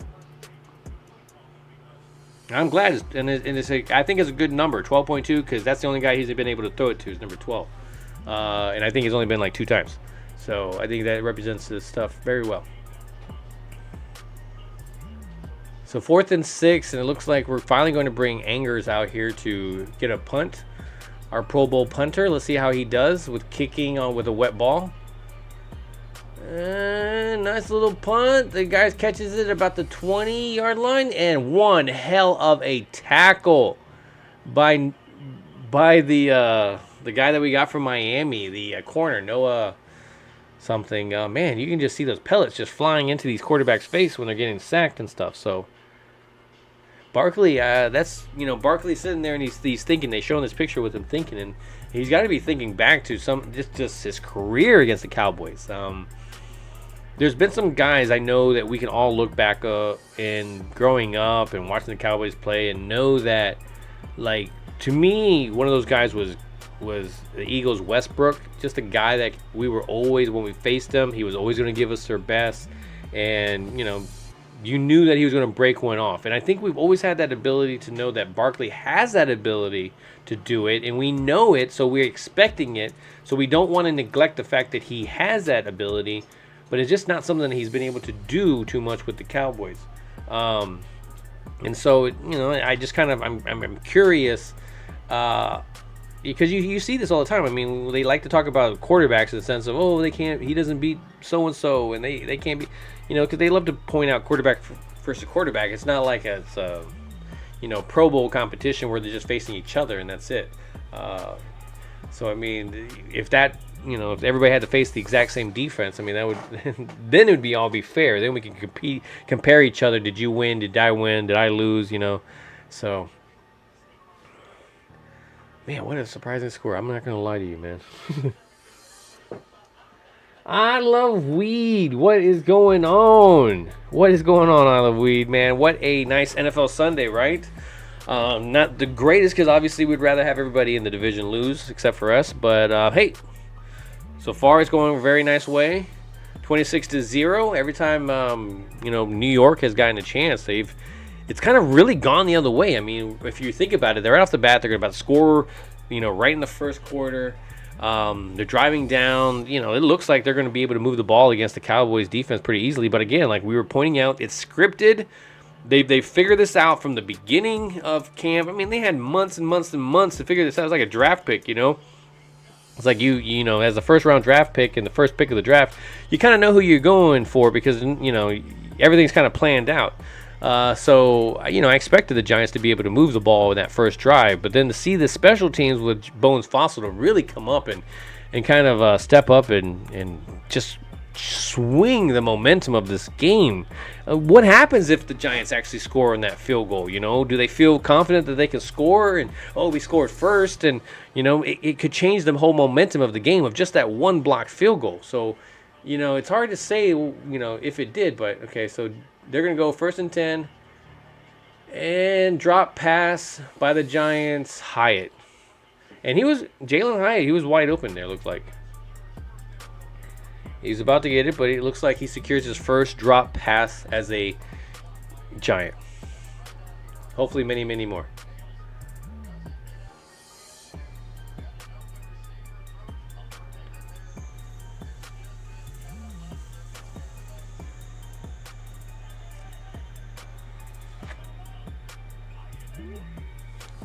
Yeah, I was surprised too. I was expecting him to at least score some points. Oh, yes, Osa Digizua with the sack. Nice. That's what I like to see, man. There's some stunts, and the stunts are good timing stunts. It looks like it's going to be open, and boom, a guy comes out of nowhere.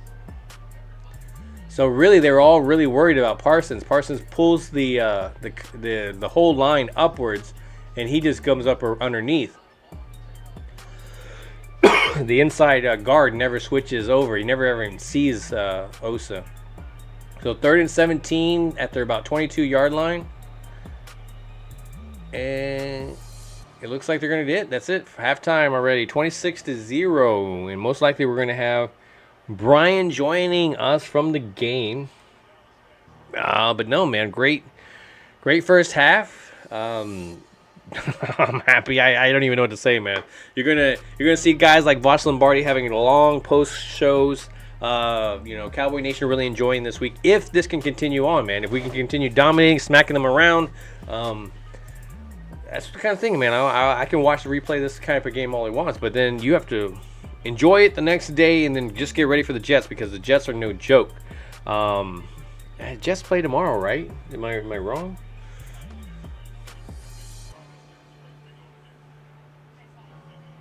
Mike McCarthy talking about his offensive play calling. Yes, exactly, Eric. Love this first half.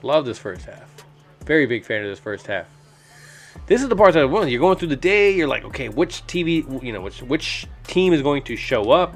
Is it going to be the Cowboys like to whoop up? Is it But I thought within this offense, at least that would get them out of their slump. If there is any kind of slump, that offensive design will be able to pull them away from it. But it was the defense. It was the special teams that really set the tone. And I mean, didn't we say that was what's going to happen? I mean, the setting of the tone was going to be from the defensive side of the ball. I haven't seen anything from Bryan yet. I think at some point, too, during the season, I'm going to try to figure out some way to get maybe possibly phone calls or something in here so we can take phone calls. I'm going to open this up. I'm trying to perfect this whole part of it, being able to switch between 2s and 3s. And, I can just do it to where 48 points, DraftKings, I'm liking it. The Jets Bills, yeah, that's going to for Monday, one of the Monday night situations. Let's take a look here. So it looks like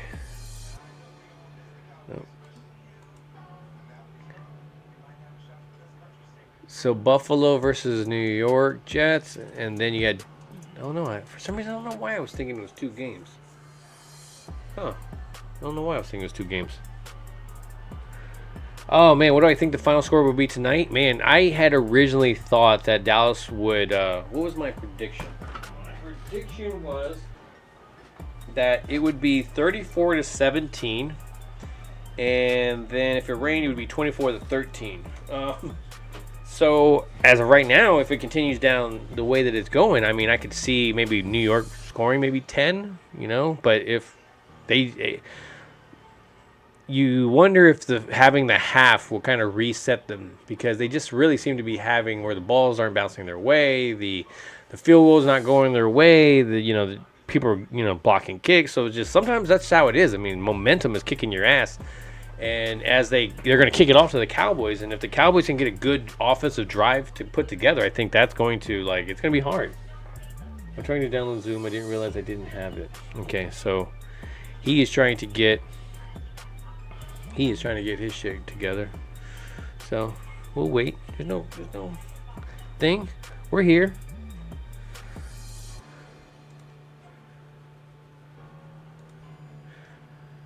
Man, what? When I looked through the games, though, okay, so when you're talking about Carolina versus Atlanta, I mean, we knew Carolina was going to struggle a little bit because of the rookie quarterback. Atlanta kind of took advantage of that. Of course, they have a young quarterback as well, too, but they didn't use that quarterback as their main weapon. They were relying on a lot of other pieces in that offense, and that's the reason they kind of relieved that pressure off of. Instead of for the Panthers, they just kind of threw it all on Young. It's like, well, we're gonna live and die by him, and they just got killed today. When you look at Baltimore versus Houston, again, I saw that one coming. Baltimore, we predicted that one. What can you say? I mean, Lamar Jackson, he looked pretty good. He didn't look great, but he found a way to win. I think that's always the biggest thing. And I agree with you. I love weed. Carolina will be good in 3 years. I agree. Especially if you're not doing great and you're going to just start picking up some of these draft picks. They did a great job with the draft last year. So 40-10 is his prediction. I would love that score. And it's very possible. I mean, 2 touchdowns and then boom, there he is, 40 points, right? So that's a very big possibility that can happen. And then them just getting on the board, I think if they get a field goal right off the bat, that might be able to make them feel good to where they'll score a touchdown maybe by the end of it. One of those meaningless kind of touchdowns. So yeah, I like that score though. So when you look at Cleveland, Cincinnati, man, Cincinnati just kind of I don't know, shit the bed. It just did not look good.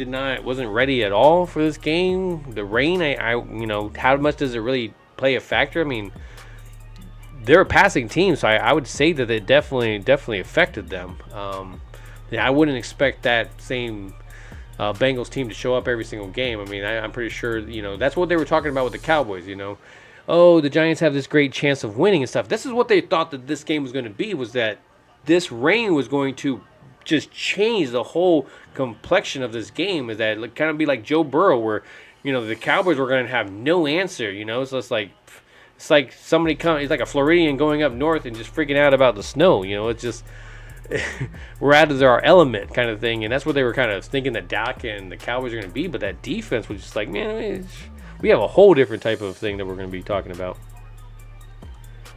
I went to the game. My nephew, a Clowns fan. So you're at the game? So Bryan's at the game as well too. So I mean, you should definitely see if he's there. He's always there to give you in trouble. So watch out, Weed. So as we continue down there, Jacksonville beats Indianapolis. No, game time. You're fine, man. As soon as you can, try to join us. Just download it, see what you can do. We'll join you. You join us when you can. So that Jacksonville, I mean, I was thinking, okay, I got this Jacksonville game easily, and then all of a sudden, Trevor Lawrence fumbles this ball, and they don't think it's fumbled, and everybody kind of stands around. The defense picks it up, Buckner, and he runs it back for a touchdown, and then I'm like, oh my God, is this how they're really going to lose this game, But somehow they were able to actually kind of, push through that and actually win the game, and that's kind of the things that you learn. Are you a team that when adversity hits you, you just kind of roll over and just kind of like a dog ready to get your belly rubbed, where you just kind of gave up, or are you somebody that's going to fight? And it looks like Jacksonville in at least the first game. Of course, it's the Colts. Colts were up there high in the draft pick, so I don't expect them to be giving anybody anything, but it's still an NFL team. So Tampa, of course, beats Minnesota. Both of those teams are just a mess. Let's be real. How you enjoying your seat? Yeah, Coyote wants to know, game time. How you enjoying your seat? And he's saying Giant fans are pissed. That's the thing. Let's be real.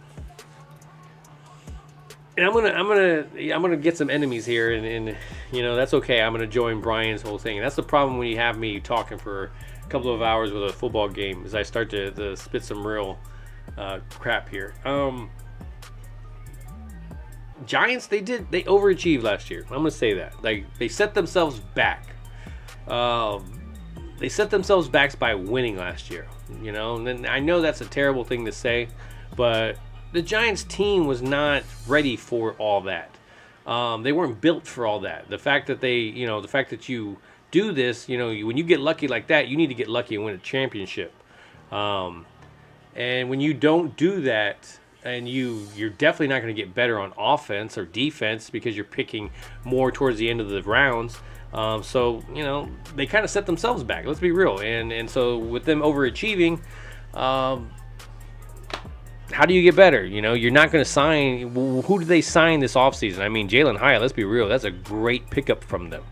And that'll be something here in the next couple. But let's be real. Jalen Hyatt right now is their 4th, 5th receiver. You got Slayton, you got Paris Campbell, you got some guys there that are some weapons. But let's be real. I mean, we don't fear Daniel Jones, Danny Dimes. I don't even know where he got that nickname from. It's just other than he's, like they say, it's like 10 out of 12 times. I think that's the only reason why. It's because he's out of 10 quarterbacks that try out for the NFL, out of 12 quarterbacks to try out, he's like 10 of them, and so that's why I think he's Danny Dimes. So that's why I was telling. I was all about them winning. Handshakes at halftime. Game time, Bryan. 6-foot bodyguard with you. Be safe, bro. And I agree with that. I think they were. Oh, sorry, went to hit that. I think they were very lucky to get to the playoffs last year, and they were in games that they shouldn't have been in, and they would win them and stuff. And great, they were a great atmosphere, and I think that has a lot to do with your coach not giving up and really changing that whole philosophy within that thing. And I love that coach. The head coach is amazing for the Giants, but. They hype themselves up, man. They're ready for it. This is the year we're gonna. Who's telling you that this is the year, man? Like, you're like Washington fans a little bit, man. Washington fans all of a sudden are gonna blow up after this one, and they're probably gonna go 2-0, and they're gonna be thinking that it's their year.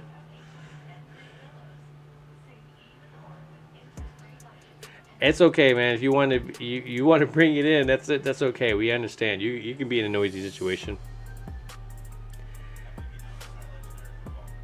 And I think so too. Coyote says that defense is living up to the hype, and I think the offense is top tier too.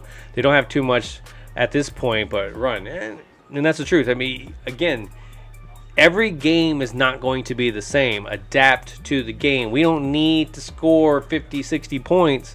We need to secure the win.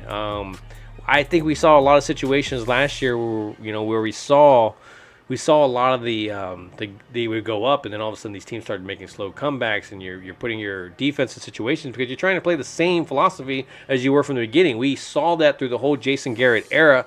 Again, that's why Kellen Moore needed to leave, because we needed situational football. Brian says Giant fans want Danny Dimes' head. Well, guess what? You got his head for the next 5 years? You better get used to it, man. Get a paperweight. That's what you got. But no, I mean, you got a good guy that can run around. I mean, if he has time to throw, he can. I mean, he's not hitting dimes. I'm sorry, he's not hitting dimes on it. Like it's deuce time. I like that. I'd be okay with that. I'd be okay with. Yeah, give his Giant fans a hug. Yeah. They ask you how you are, and you just have to say that you're fine when you're not really fine, but you just can't get into it because they would never understand. Yeah, that's gotta give them a hug. Gotta give your Giant fans, friends a hug. But no, man, it's a second half. Let's see how the Giants, man. Are the Giants going to become known as a second half team, or are they just a team again? Like we're thinking that, if they're in it. I think if the Giants are, down by 10, yeah, man, they're going to come out, they're going to smack you, make you score a touchdown. Oh, my God, they're only down by 3. Yeah, they're that type of team. But 26-0, are they the type of guys that will claw out of it?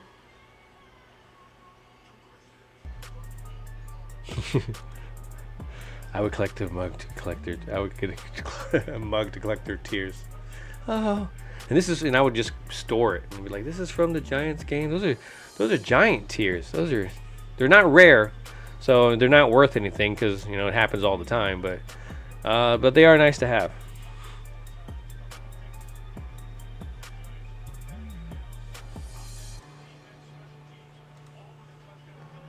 Yes.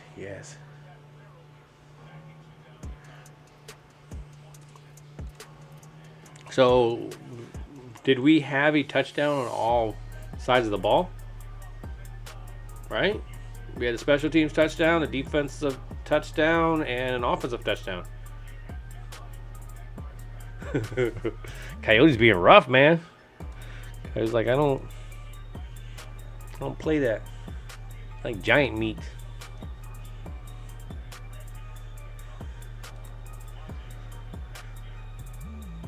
It's like Giant fans are like, "Oh no, we suck again." Oh, I think I may have moved it.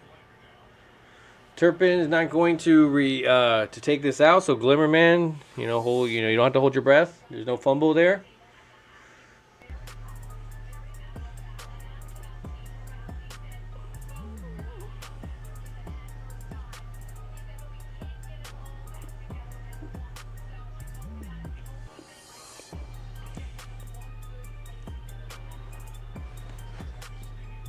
It's amazing when you're losing how you go so elementary with your philosophy.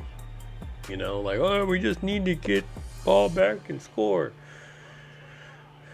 Gallup with the Dak was a terrible throw. Throws it behind Gallup, but Gallup makes a really good adjusting catch. Man, you know what? Let's be real. With that offensive line that the Jets have and this defense and how it has, it's going to be a long day for Aaron. He does have some weapon. He has the ability to get it out. So he always has that ability to kind of just get it out there to somebody. But it is going to be one hell of a game for him because it's not going to be easy, man. Pollard just got smushed by steel, man. Dude.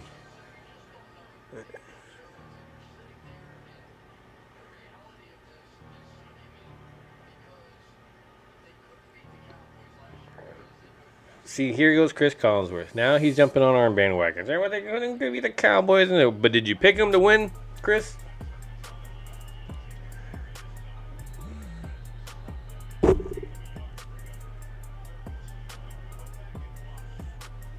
don't know, man. I don't like Turpin running. I don't know.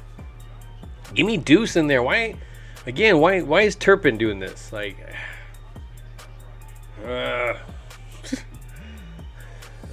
believe in the process, right? Believe in the process. All right, so it's 3rd and 2 with nobody in the backfield, and it looks like about a 6 receiver set, tight ends, so 4 wide receivers, 1 tight end. Looks like it's a catch by CeeDee Lamb for the first down. Nice. No, I say we smack him in the mouth, Coyote. Just like, I'm okay with that, but slowly, just don't have to chunk it or anything like that. Just smack him in the mouth. Let's get 6 yards. Let's get 4 yards. Let's get first downs. Let's just keep just punch him right in the mouth. That's what I want to do with this team. I want to do that to this whole division. Let's be real. And Pollard does exactly the opposite. Come on, Pollard. What did I say? Now you're gonna go and run for like 30 yards? Pff, God. So anyways, no, I'm mistaken. So Pollard for 25 yards.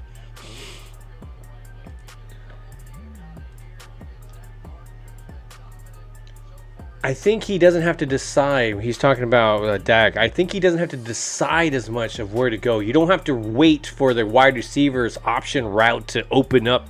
Ooh, when's the wide receiver actually looking back? And when's the... Man, it's like, slow it down, Cowboys. Damn. Like I was saying, it's just funny. Great blocking, though, man. That's good. Dowdle comes in and is just running. They're going downhill, man.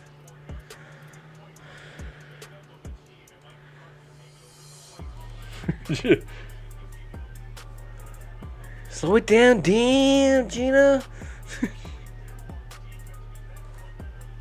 I used to watch Martin. I used to love that show.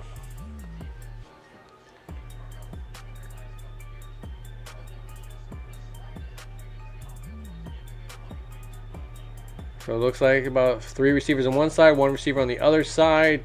Rico in the backfield. Gonna fake the handoff, throw it up the middle. Oh, come on. Hendershot should have had the touchdown. Ah.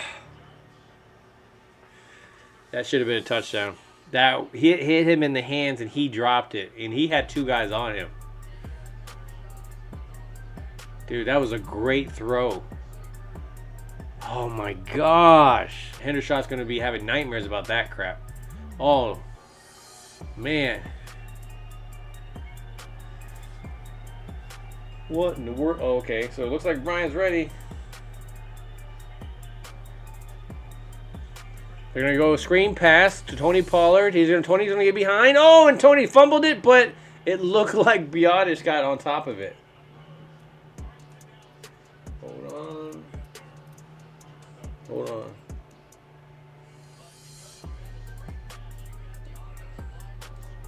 I'm trying to get you on here. Hold on.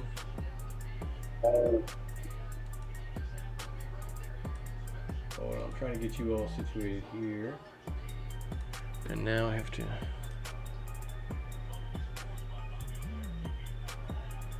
I'm going to go right there. Bryan, can you hear me? Oh, shit. I can't hear him. I can't hear you. Hold on. Hold on. Hold on one second, dude. Let's try that. Try that now. Can you hear me now? There you go. There we go. There it goes. Hold on. Let me switch it up. I'm like switching everything around. I told everybody it's going to take me a minute. All right, man. How's it going over there? Good. That's good. Let me turn the camera. This is good. Hold on. Let's switch this over here. Look at him. Look at that nice little view there. We're watching right now. We're seeing it right now on ours. We're seeing it. Tony Pollard's getting the ball, and he's going to run it in for the touchdown. Good, man. What's going on? How is the team down there? What's that? How is the team down? Can you hear me good? Actually, yeah, I hear you great. Actually, let me switch this so I can hear you better. But how does everybody else hear? Oh, okay, everybody here now. So yeah, we were watching this. We were switching back and forth with our broadcasts and stuff. It's actually been a really good broadcast. Been about 20 or so people. Right now we got about 15. Yeah, so I mean we've been pretty steady. We're starting out, man. That's how it's going to go. But I think it's been sounding great. So it looks like the rain's picking up a little bit. When they blocked the field goal right off the bat, what side was you on? Did they run it into your end zone or the opposite? The other side. They ran it to the other side. The opposite side. Yeah. So Coyote wants to know how many angry people around you. It's also fun. I mean, I think it's got into it with they're putting about 3 feet in their way. Like even up 26 and nothing, and he was like, like some kind of track or something, and he wanted to get player's ACL. I looked at that and I'm like, really, dude? This is where we're going to value my back to player's ACL because the team sucks? Yeah. So everybody's saying hi. Yeah, I Love Weed says, hey, what's going on? Game time. Yeah, so I appreciate you following. No, everything's been going good, man. We've been kind of going through right now, 33-0, the Dallas Cowboys. Man, it's got to be a heck of an opener. We were talking about the drive. How are we going to? Is it going to be one of those things where the offense doesn't really kind of staggers a little bit because they get going? No, what were you saying? Oh, I don't hear you.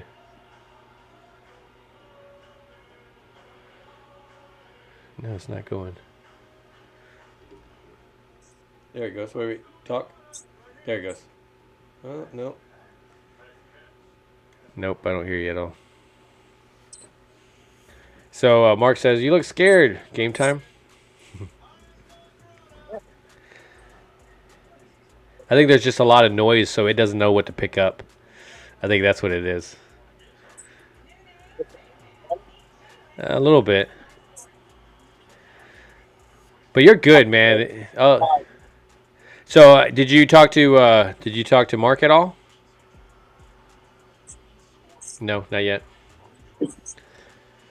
Uh, so yeah, man, we've been enjoying it from our thing. We've been doing the broadcast. We've been seeing the special teams. We were actually making the stat when at one point when it was 16. What was it, like 19 to? Oh man, I can't even remember the score at that point. It was at some point when I'm thinking, okay, the defense and the special teams officially has more points than our offense. And our offense hasn't had haven't had to do anything other than try to now grind the clock out a little bit. What do you like? You're seeing it from firsthand, man. How are you enjoying it?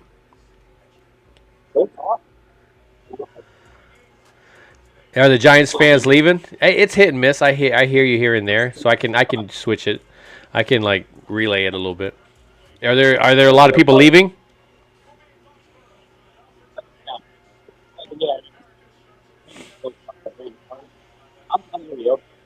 Yeah. You're on the other. Yeah, you're in the overhanger and stuff. Is it raining right now? Yeah, it is, man. Look at that thing. It is. You can see how much it's raining. Ooh. Did you now? Let me ask you a question. Did you actually plan that underhang because of that? Nice. Game time, my guy. I think I Love Weed is there. He was saying that he might be there at the game. I believe. So he says that he's sitting. I don't know what section. Not coming through. Okay, I see it in the back there. So right now we got Waller in motion. 1st and 10. Danny Dimes is going to try to run because obviously that's what he tries to do. And 9 yards. I don't even know if I'm like a player so behind. But no, man, I appreciate you coming through and stuff. Are you going to be doing a broadcast after the game? Are you guys hearing him, guys? Is it me? I just want to see if it's just me or whatever. Some guys can read your Cleveland, Phil, not New York. Well, that's all good, man. Just seeing you here. Looks like they bring Danny Dimes down. Was that a sack? I didn't even see that. I read lips. Cleveland, Phil, not New York. Oh, I Love Weed was at the Cleveland game, not the New York game. Sorry. That's what it was. Hey, see, my CSI investigation. Wow. That took a little bit longer than I would liked. Oh, look, Stephon Diggs is there. Oh, looks like they sack him again. Boom. And he is down. Is that a sack or is that just a run? Was he a running guy right now? Was that just a tackle? So right now it's 4th down. What is it right now? Is it 4th down for you right now? Just shake your head yes or no. No blink. 1st down. They got a 1st down. Damn. And it is pouring down there. So 4th and 3 right now that we're seeing. This Giants a high school team. I love weed. I used to love the little Giants growing up. Oh yeah, Barkley. Okay, I see. Man, we were talking about we were excited because obviously we saw this special teams, make a nice block, set up this nice touchdown. We saw the not the block field goal, the mixed extra point that Bryan predicted that was going to happen, and of course we end up going the next drive. Barkley just gets popped by Diggs, and then that ball comes flying out and Bland catches it, and next thing you know, a touchdown later. And you hadn't seen really anything from the offense by that point. You're just like, okay, are we ever going to see this offense in another sack by Osa Digizua? And Fowler jumps in there to try to get a half a sack credit. He's like, man, while I'm here,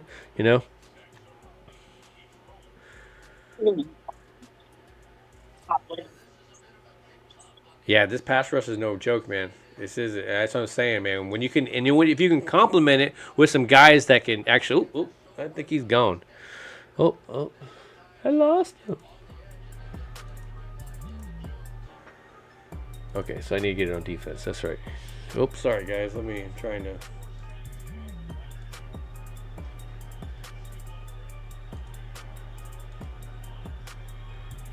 Sorry, I'm trying to switch everything. All right, come on.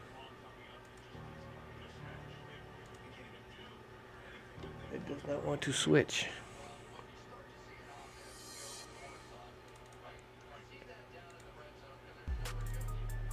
Okay, switch there. I switch back over here. Boom. There we go. There it is. Now we're back.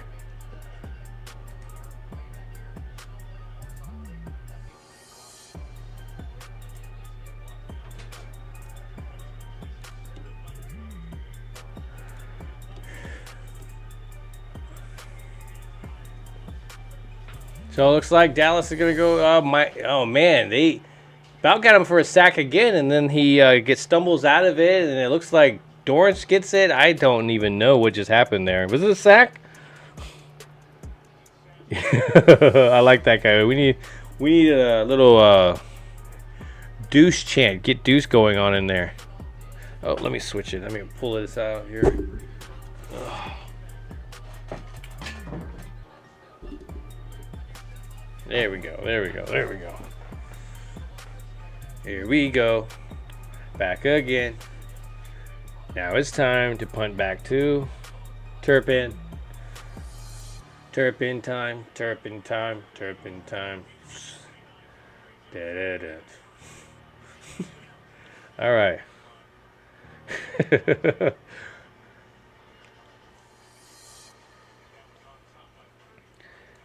Is it? Yeah, those Giant fans, man. They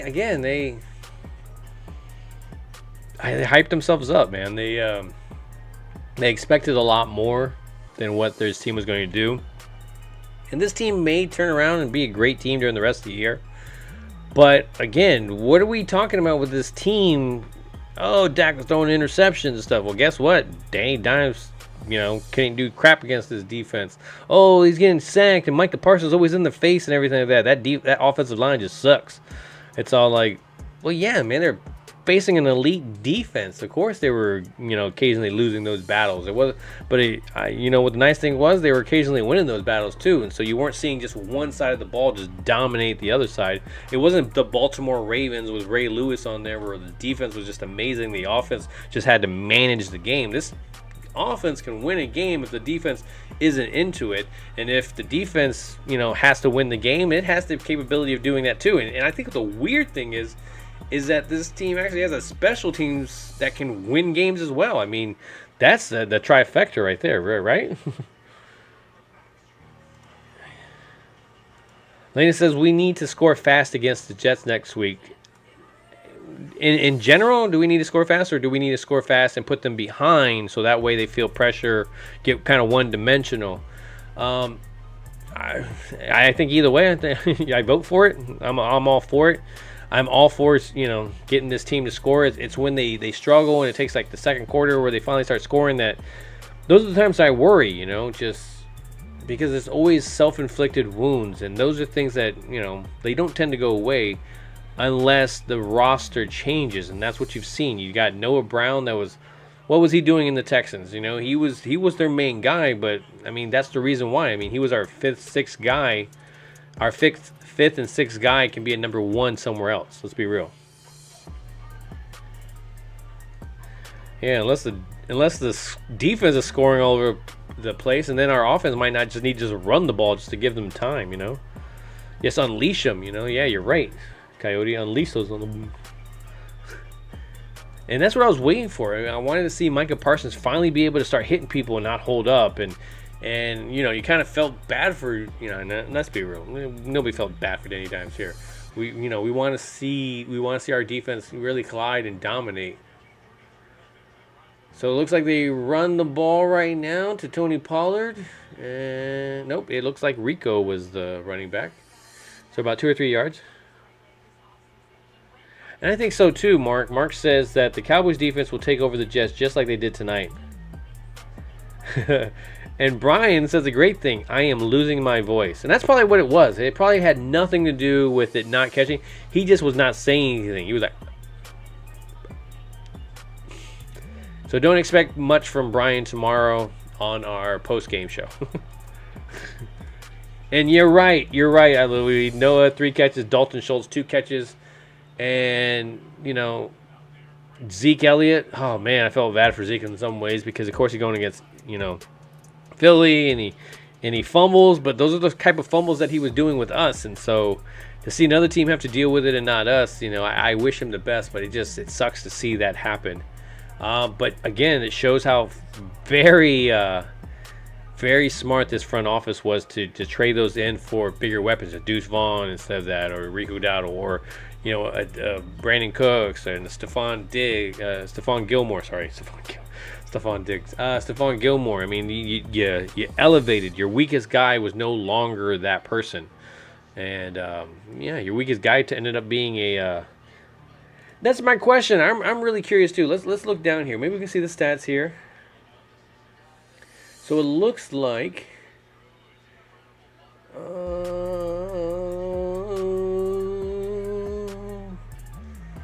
Micah Parsons has 1 credited sack, and that's why I'm saying I think at some point Daniel Jones supposedly becomes a runner, and so they haven't been counting those as sacks.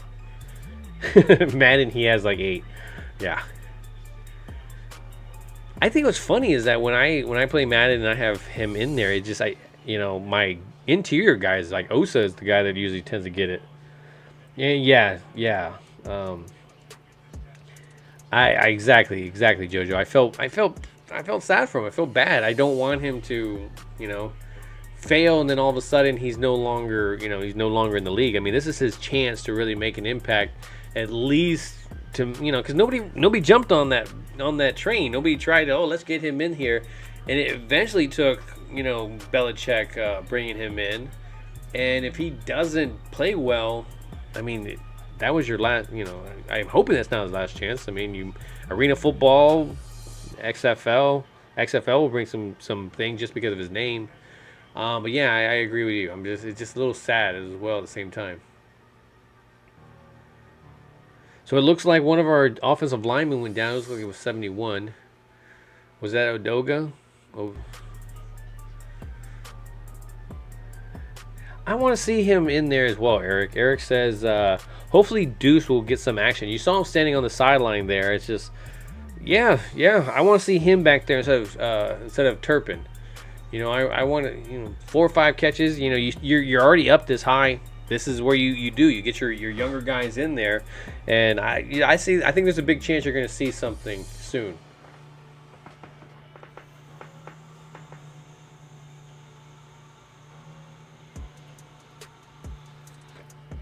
So who do you guys got tomorrow? I mean, Buffalo Bills or New York Jets? Do you think the Jets are going to come out and show team? We're something. I'm on record saying that I think the Jets have gym muscles a little bit. It's mistaken strength, kind of fluff. Drinking protein shakes just doesn't. It's not real. It's not not on a farm doing these those type of work where you're a core type of power. It was really inflated when I look at that team. How does Dak have more passing yards than Burrow? Dak don't have anything to do. Burrow had to win. Man, that was a crazy game. I'm not gonna lie, man. When I saw that, they looked defeated in the first quarter, and that game was just getting started. And by the end of it, you saw them all kind of with their heads down, and Burrow was definitely having a terrible game. But the next week, watch, you're gonna see them in 5 touchdowns, passes, and Chase gets 3. But that goes to show you, man. You're talking trash in the NFL, and you don't know. It's a new team, man. That's Browns are finally getting Watson back, and it's just crazy. It's just crazy to see that. It's especially the first game of the year, and I don't know, man. It's not like, again, just different teams. I just think it's funny. Well, that's really cool. Paralympic basketball stars. Paraplegic, nice. So it looks like we get Hidalgo went out, but it looks like we got the guy that we originally wanted in there. I think it was either Hoffman or TJ Bass. I can't even notice who it was. So third down. It's almost like they're just trying to get plays to run the clock. They're not really trying to push the ball downfield. They're just trying to kind of get on pace to just Let me go. Sorry, guys. There you go. Somehow he says a 5-yard run by Dottle. Hidalgo was injured by the play. Oh, okay, so that was before. Okay. All right, so it's 3rd and 5. And they're about to... Oh, it's a false start. It looks like a false start by Steele. And it wasn't by a little bit. I mean, he was really off.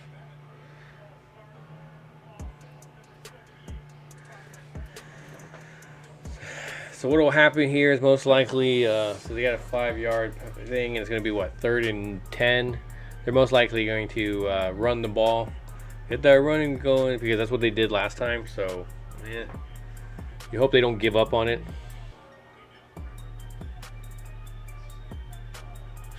Oh, wow. Wow, I love weed. Whoa, shots fired. Oh, that was a terrible throw by Prescott.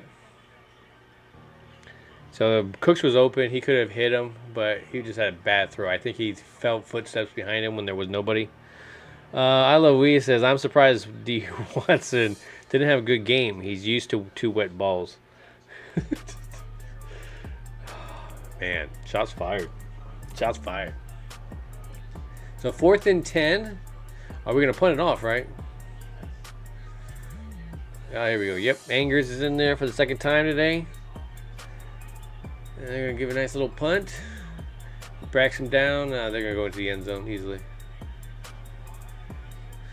Angers like, I never get to kick it. And so he just kicks the shit out of it.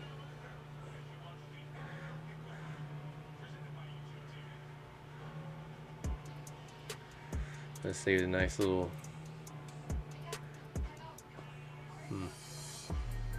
But yeah, so Mark Hutchins says that he has the Buffalo winning 24-21. Man, if I had to bet on something, I would go Buffalo, and I would believe that it would be a close game. 2 good teams, and you know, I think Buffalo is a better team overall. They got more depth. Again, I think they just kind of fall in that same category as they shoot themselves in the foot a lot. Mark Hutchinson, 76 is Terrence Steele. Yeah, right tackle, Terrence Steele, the guy that just got the big contract. And you hopefully won't hear his name a whole lot. Those will happen. It just looks like a missed timing. Maybe you heard it supposed to be on the 3rd hut, and you did heard 2. I don't know. It's more like I was more worried about Idoga being in there, and I really wanted one of those other guys, Hoffman or Bass, to be in there. So the fact that that's what's happening right now, I'm pretty excited. Again, we want depth. Seam Richards, I love him at the tackle position. You know, Valesco was supposed to be that kind of answer, but of course Richards comes out of nowhere and does a pretty good job during the preseason, you know.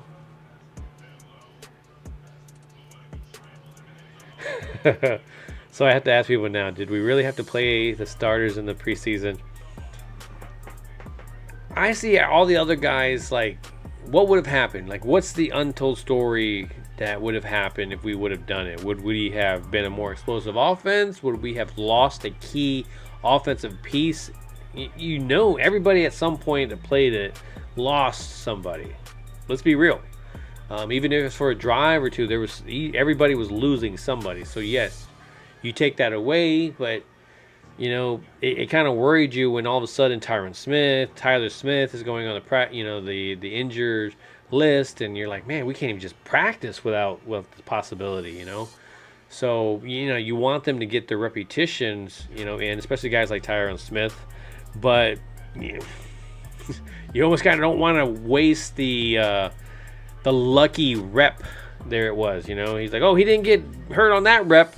Man, I wish I would have saved that rep for the game, you know. Like, so kind of feel like a ticker. Oh, Shaquan Barkley breaks one off for about 15, 16, 17. Okay, it's pushing forward. Got a little rugby power going. But like longest of the night. I think he just matched what he has all night.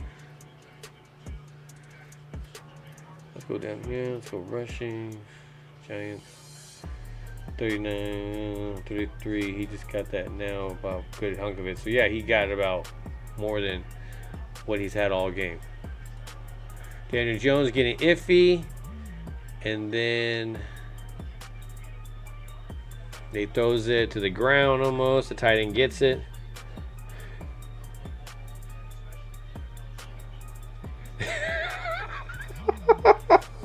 Oh, that is wrong, Coyote. This is not right, man. That is not right. It's like, I agree, a series, but Cowboys practice are more competitive than this. Boom! Nice. Goes to catch it, and Kirsch just burrows through Paris Campbell. And incomplete pass. There we go. There you go, your three quarterbacks. It was Lance, Cooper Rush, and Dak right there on the bench, you know. Third, you know. Looks like Parsons was offsides on that one, but oh, he's gonna be short. If he would have reached out with the ball, I think he would have definitely had that first down. So Slayton with the catch, so it's going to be fourth down, but they're going to be 4th and 1, so I'd imagine they're probably going to go for it and probably get it because they just need to get 1 yard, but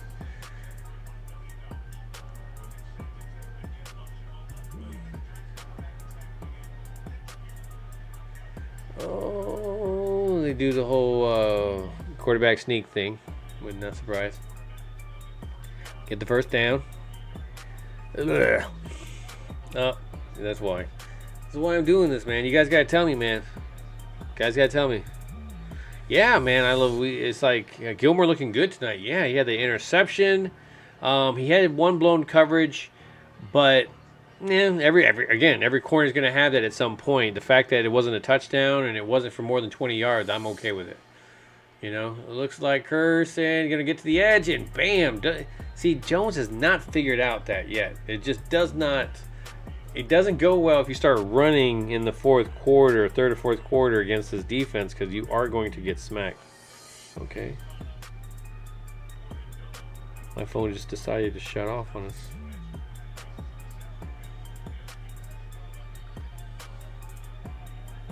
My phone was like, I'm out of here. And Daniel Jones up the pass. Ooh, man, Gilmore. Speaking of Gilmore, great coverage by Gilmore. Great coverage by Gilmore. And Coyote, I would agree with you as well too. I would put Rush in and stuff, but I agree with you in the sense of putting that depth in there. Let's get Deuce Vaughn in there. Let's get these guys some reps in here against rivals to see how it is, you know. So the fourth quarter is like perfect for this, and it's about to be the fourth quarter.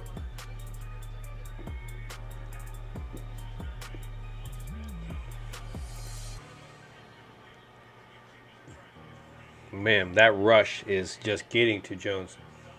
I think Dante Fowler was the guy that actually almost got home.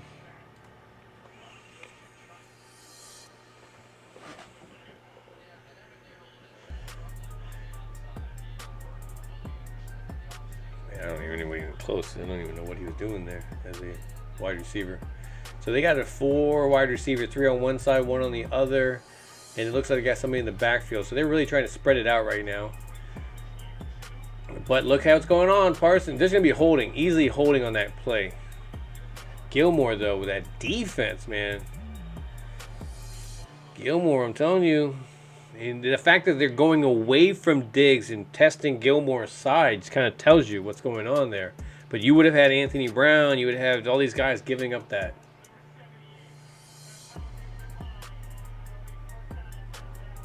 So 1st and 10 Dallas, that was a 4th down, and yeah, and they held. Andrew Thomas was holding on that play. Gilly Island, man, that's the thing about it. Is you'll hear people and they talk about, well, he's washed. Like, at what point? You just blurt this out. It's like they just label things, and it's like Give me a stat. Back it up with something, you know. Tell me, why is he washed? Because of his age? Because of his age? Well, we're seeing 40-something-year-old quarterbacks winning Super Bowls and stuff. But yeah, Gilmore, because of his age, is just washed. The guy was like a top 5 cornerback last year for a bad team. A bad team. Let's be real. Like, they did not need to throw it anywhere near Gilmore last year. But somehow he was still up there. He was still shutting down. He was still getting interceptions. I mean, he got an interception against us. He had defensive guys fighting to get his jersey and stuff like that. So I was very happy to get a guy like that. Oh, right there. Oh, man. Coyote, man, you're just hitting it. You're hitting it, man. Time for Deuce, Tolbert, and some other guys. Let's do this. Let's do this. Let's get some of these young draft picks up in here, you know? Where's Bohanna? Oh, that's right. My bad. That's too soon. But did Bohanna come back onto the practice squad? I don't remember that.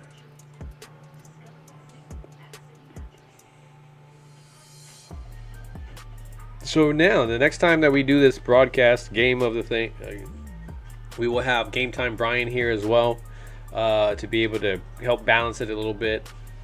Honestly, I thought I was going to run out of stuff to talk about, but I've been a little blabbermouth today, so it's worked out. I think what helps is that it's a victory. You're not sitting here moping. I'm not sitting here just like, my offense. Man, like, I miss Dalton Schultz. Like, no, that's not happening. So, of course, I'm smiling. I'm happy. I see number 86. I'm like, yeah, that's the future now. I got Luke Schoonamaker, you know. Schoonamaker.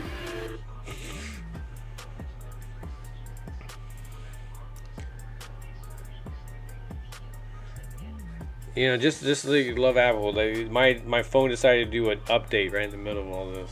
I'm happy I don't use my phone to broadcast.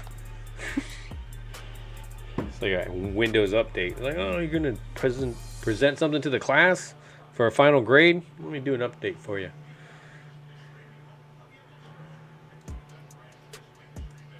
Thank you very much, Yojo. I appreciate it. I appreciate you being here. Like, sometimes you know, I see you guys in the chats. I see you guys in other places and stuff. So it's great. I think I wanted to get to that point where when I got somewhere, like I could say hi to just a group of people. And that's really kind of where I wanted to start and get to that point. And I really feel that. And that's what I love doing, the content. I love doing this. So Dak's back to pass. I put the defense on here, but it goes to CeeDee Lamb. So let's switch it up for the offense. CeeDee Lamb for a nice pickup of 18 yards. Fourth quarter just started. And Trey Hawkins is going to be basically going against CeeDee Lamb. See, I'm just saying, man, okay, so be real as a Giants fan in general in the future. When you go to start talking crap about this next game, when you guys face us, whatever week you guys face us, remember this, man. Don't just think that you're going to dominate or talk about, oh, we're going to whoop your ass and everything like that. Give me a reason why. What was the first game? Well, you guys got lucky because of the kick and this and that, the momentum. Then, yeah, but, like, what part of your offense have you been sitting there going, man, Slayton is just going to tear it up this year? That is the truth. I love weed. Been here since day one, Prime Romo. I was even doing the prediction plays, man, for a little bit of times there. I was honing in my true Romo. So Brandon Cook's going to go in motion. They're going to fake it. They're going to give it to Tony Pollard, and he's going to fire forward. There's definitely some pushing and shoving. Jackson pushes, steal, and then runs off. Oh, no, Tony Pollard at age of 4.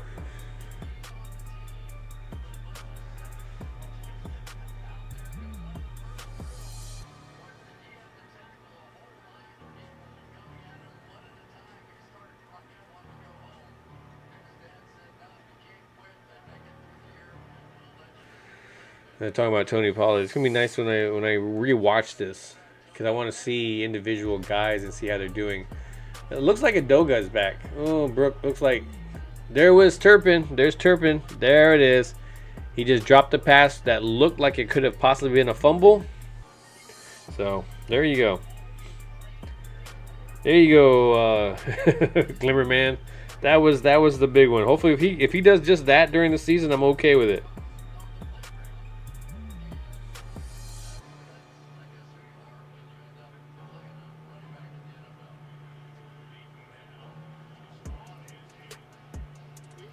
So Deuce Vaughn is in the game.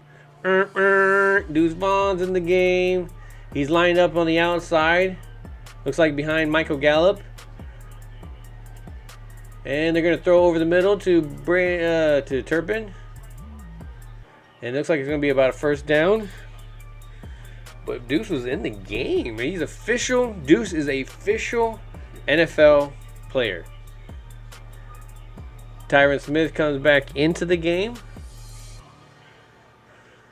that what it was? Take him out. Man, they have got 2 tight ends. You got look like Tolbert's in there. Looks like Coyote is getting his wish right now. They have got the young guys in there.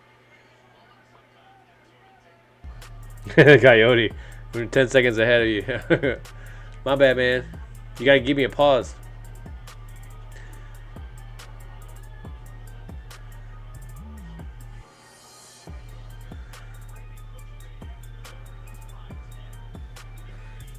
Nice. So Brandon Cook's coming back in. Is that what's going on? Yes. So they're gonna put the wide receivers in there. Deuce Vaughn comes back out. Deuce was like, "Hey, I got the line up." Hunter Lemke right beside him. Tolbert back on there. Now we're gonna put in the big guys out there.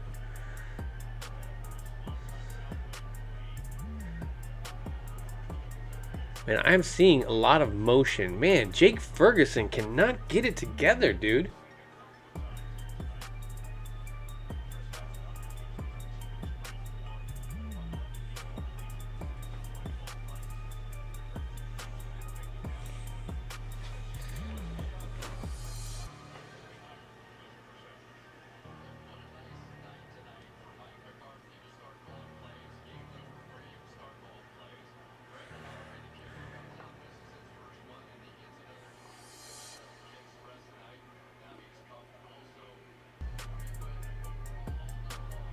All right, so 3rd and goal.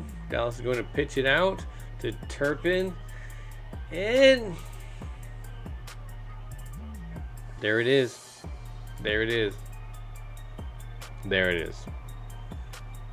Finally, Turpin gets an NFL touchdown.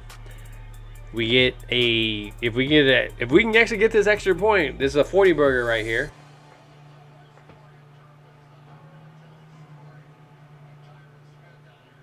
Tyron Smith runs out there and just, man, yeah. If you're a defensive back and you see Tyron Smith coming at you, it's like, oh, poor. And that's the thing, JoJo, and I think you're right there. It's just like Ferguson not doing it tonight. And what happens when they are complementing with what the receivers and running backs? That's going to be some scary stuff, man. This offense has very big potential when everybody is doing their job. And these Giant fans shaking their head. 40-0. 40 burger. Boom. Just like that. Should have gone with my initial score.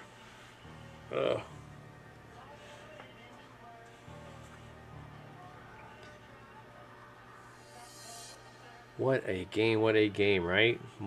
Let's bring it on. This is going to be a great walk into work with the chest a little bit out. People are going to talk a little bit. You know, they're going to talk about this defense, you know, and you got to understand that this team can improve. I think that's what you weren't getting there all the time. You know, there is potential to move on this defense, but until you see the all 22, you don't really know. You know, coverage, sacks, pressures.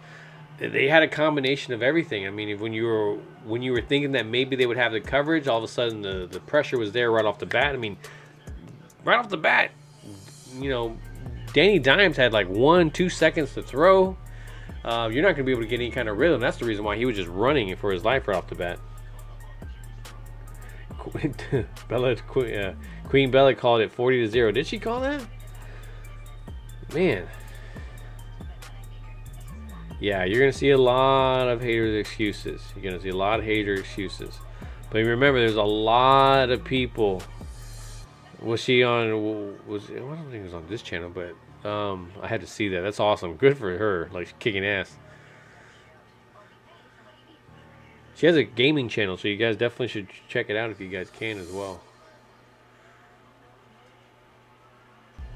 Man, but yes, what a good game. And how many? I mean, still 11 minutes in the fourth quarter. So I mean, if you really think about this offense and what it can do, if this defense all of a sudden gets a pick six or whatever like that, they're not trying to shove it down your throat.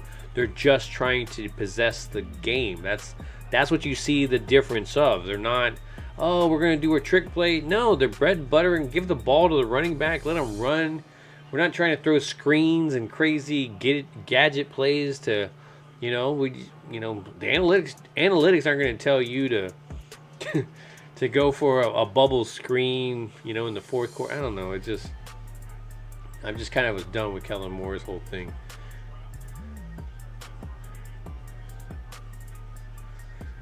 And I mean, and I hear things like you hear like Michael Strahan. Again, I'm right on these analysts. Michael Strahan was so until Dallas actually does something, it's just like, yeah, the roster can change, all this kind of stuff. And I get it. But the thing about it is, in the segment before, you're talking great about the Detroit Lions, about how they have a chance, and they've never been to the Super Bowl. You can jump on that one, but 25 years for some reason, there's something. He's a Giant fan.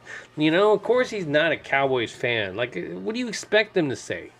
And it's just like, I'm supposed to respect his, and I respect the fact that more that he's on talk shows and other shows other than football stuff, so that's where I respect it. But you're talking about just, it's been 20, 30 years or whatever since anything, and it's really, that's your professionalism coming into play. And it looks like they get a big play right there. Oh, fumble! Diggs pulls it out. They get a big play on there too.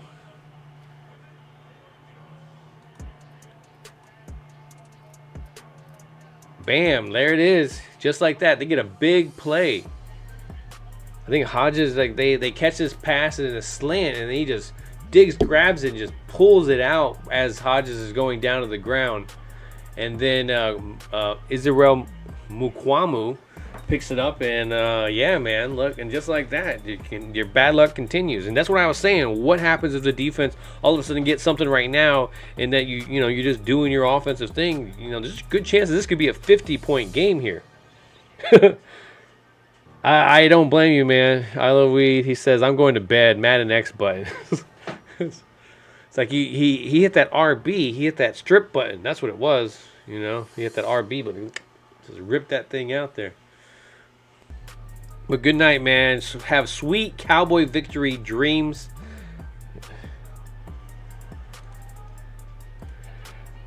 Man, that is... So what part of it? What is it going to be? What's the narrative going to be? Is it going to be that the fact that this defense is it going to be the fact that it was raining and they're going to throw this same thing with the Giants into the same category as Burrow, and it's the weather affected it, and Yeah,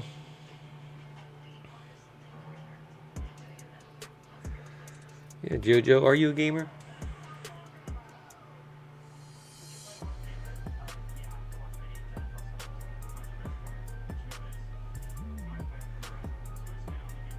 I always thought Josh Allen looked a lot like Chris Pratt. Like Chris Pratt could play him if they were doing a movie of Josh Allen's life,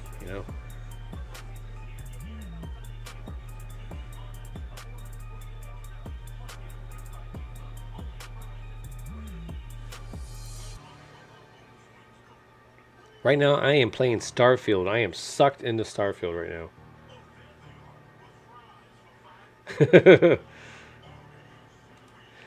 Yeah, they are. They're gonna try to twist it. It's not until you get a whole bunch of them in a row that okay. Then they jump. Then all of a sudden they're behind you, and they're your fans, and they're bringing up your stories, and they want to do interviews, and Kyle Brandt just erases all that trash talking that he was doing in the offseason about the Cowboys, but he's yet again on the Detroit Lions bandwagon. Again, I'm not against anything, because Bryan and I are both saying that Detroit's going to be a better team. Definitely should have won that game by more, but again, a team that has never been to the Super Bowl, and then you're sitting here trying to talk about the Cowboys and their history and shit. And so it's just funny.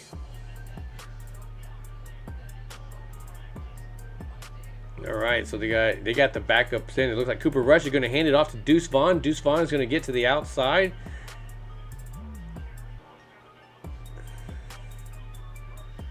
So Cooper Rush hands it off.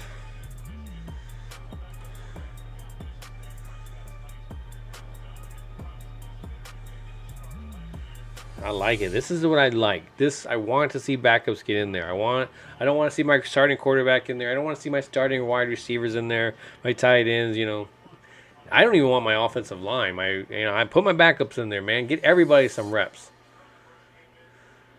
That's exactly what they've done. They put the backup offensive line in there. Everybody's in there. Everybody now. There he goes. Got Deuce in there. And then you just gotta leave people in like Jake Ferguson because he's just been doing shitty tonight. So you're just like, nah, man. So you gotta stay in there, man. Oh man, I hope you're right, Mark.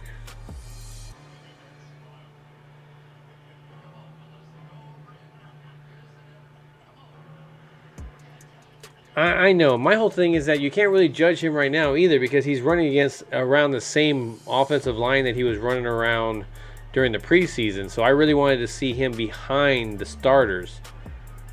Not.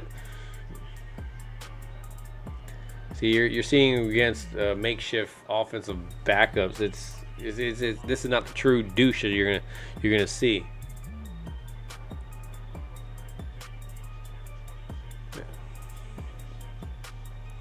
I showed Daniel Jones on the sideline. It's like, 1 is the loneliest number. Dude, it is pouring there. It is just boring. How do these teams not have domes and stuff, Oh, a little run into the kicker. I don't know if they're going to call any kind of foul, though. No, I think the refs are even all like, let's just hurt me try to get this to go home, Jim Carrey Jones. Oh, right then.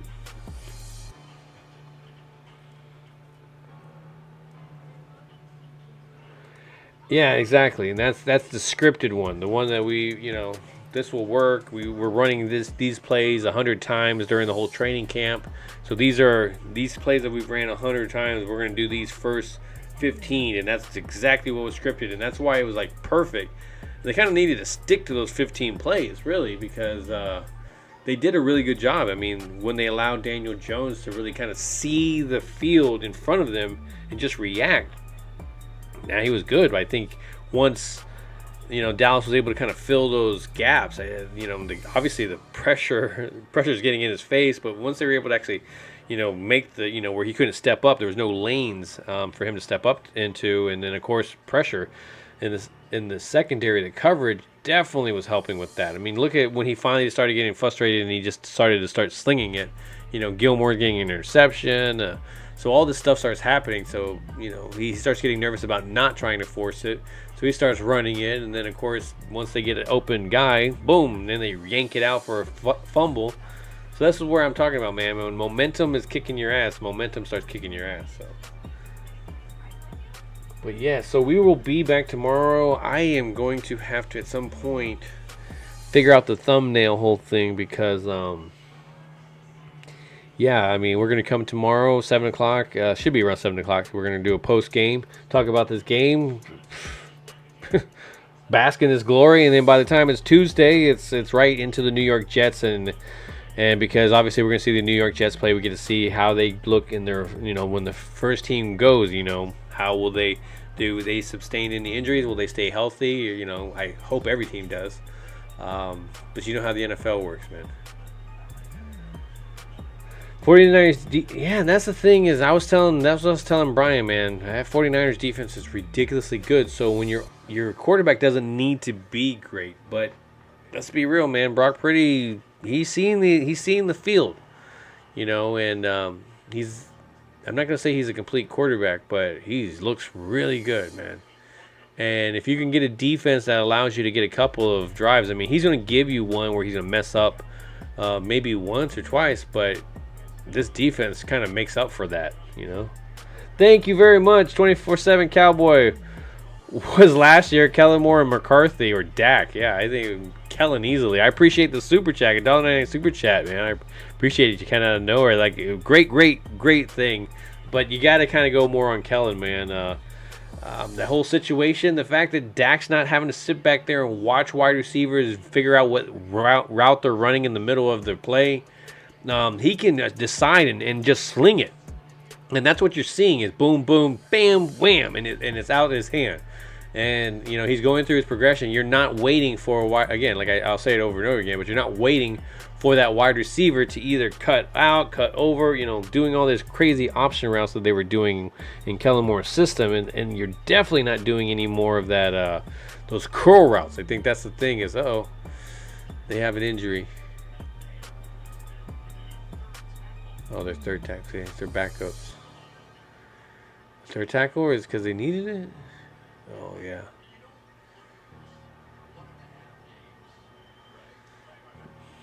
But yeah, what would you say, 24/7 Cowboy? Do you think it was more Kellen? I mean, you saw how, you know, Chargers still look good. We expect the Chargers to score points. I mean, they were scoring points last year.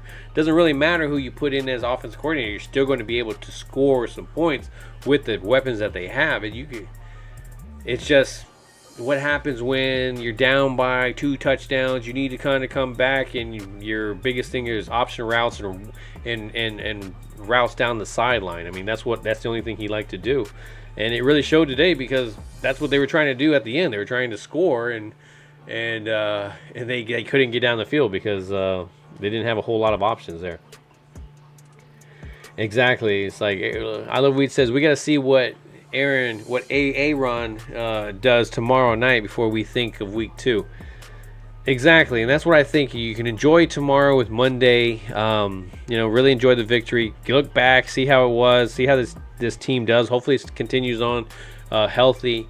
And then by the time you see that Jets game and you see how they play, that's when you start thinking about them. You know, that's the moment when they're done. That's when it's real, and we need to kind of take them seriously by that point. Rhonda says, "Hey, Rhonda, welcome, Rhonda. Cowboys bust open the gates."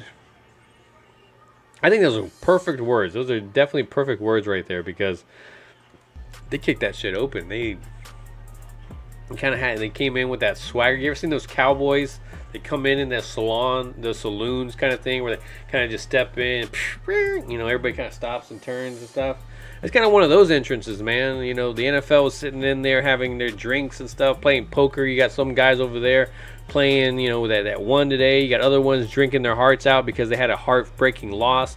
Joe Burrow's in the corner taking shots, thinking about one of those, call girls or whatever that because he's had one of those things, those old-fashioned things. And then here comes the Cowboys, with their wrangling stuff on and just showing, man, like, we know how to duel. And they're showing Zach Martin, and he had a lot. That interior of that defensive line for the New York Giants, Lawrence Dexter, they're amazing, man. They're very good. So this line we were talking about, can they hold up?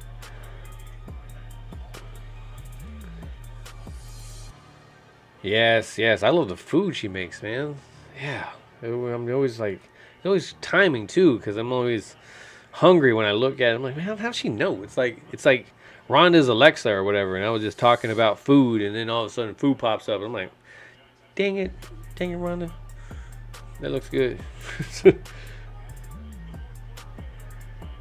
Yeah, you hear that. You hear that almost every quarterback. I mean, you're hearing Geno Smith is better than Dak Prescott, so you got a lot of holding there.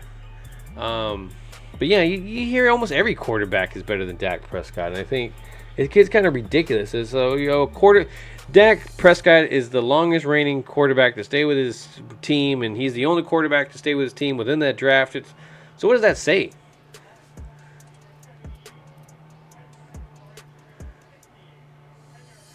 They had a holding call. So there it is, just dragging for them. 7 minutes in the fourth quarter, holding by number 68. So it pushes them back. I gotta go back. Oh, haven't been paying attention, man. Is your hubby a Giants fan? That is hilarious. Yeah, that makes these even better. You taste the tears. He's like, here, you can eat this. Just use the salt from your tears. And they get another sack, and it looks like it's Goldston with their Williams. But they roll up on their guard. Okay, no, he looks good. But it looks like Goldston gets the sack.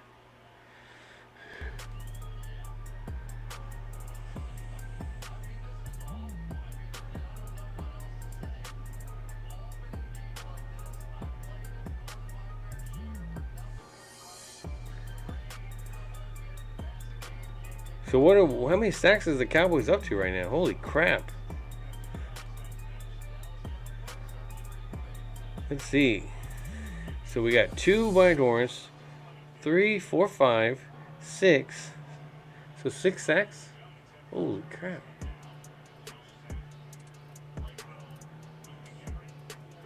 I mean, yeah. Let's be real. Why do they have Daniel Jones in there? Like, they're not going to come back. They're not going to have some kind of moral victory by getting a touchdown. Maybe field goal. I get it. Not. You want to get something. Let's get into the next week with something positive. But man, it seems like you're going to have more of a broken neck than anything positive. It's like they kind of need to count. You know, I don't know, man. The fact that you're somewhat healthy from this 40-0 butt whooping, you need to kind of just be able to tuck your tail between your legs and just live to play another day. Yes, he's very great and grumpy, I bet.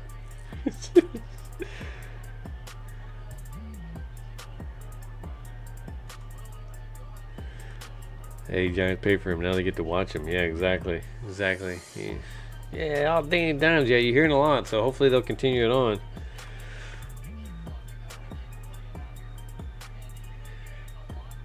I think his feelings got hurt.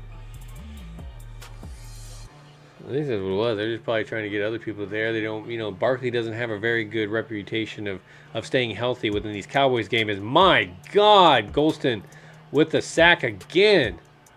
That's what I'm telling you, man. You're going to get Daniel Jones hurt.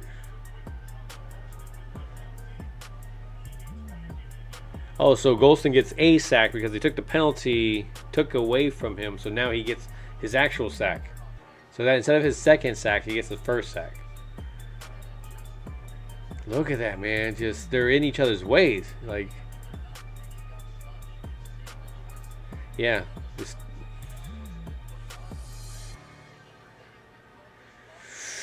oh my God, Sam Williams, I think. My question is, was he offsides?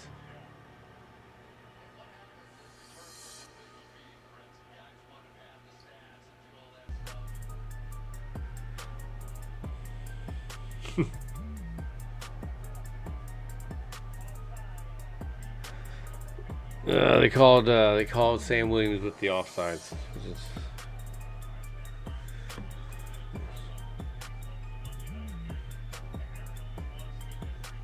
Bryan sent me a video.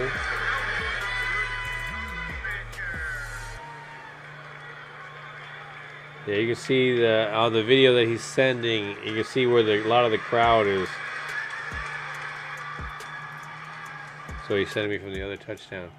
So it looks like the Giants are going to run a screen play, and they get a fumble, and Paris gets back on it. Man.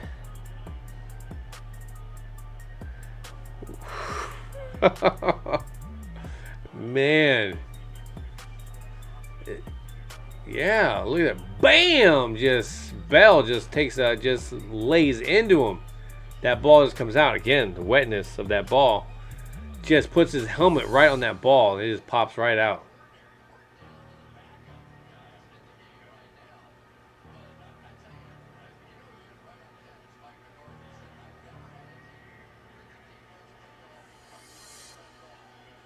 Oh, man, they almost popped the ball out again. Bell is just flying around. I'm telling you, man, Bell is just, he's like, they asked him, can he take this place of Overshown? Woo, man, if Overshown can come back and that's going to be kind of crazy with his defense. They're flying around this football.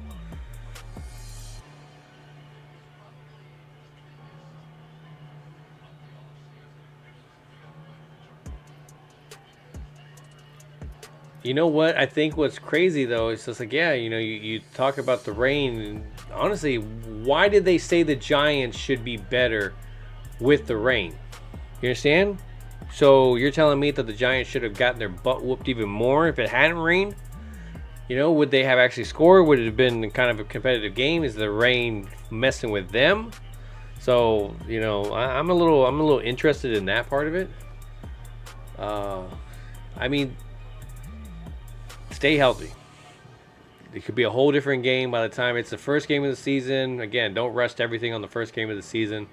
Not with us. I'm not talking about us because, man, that defense is again taking off exactly where they left off. It's just, it'd be different if this defense is just doing this out of nowhere. But this defense was doing this last year. This defense is starting to do it again this year with a better roster than they had last year.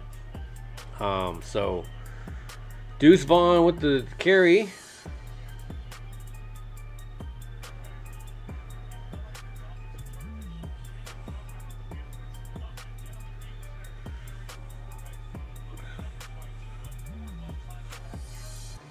Yeah, I would say so too, man.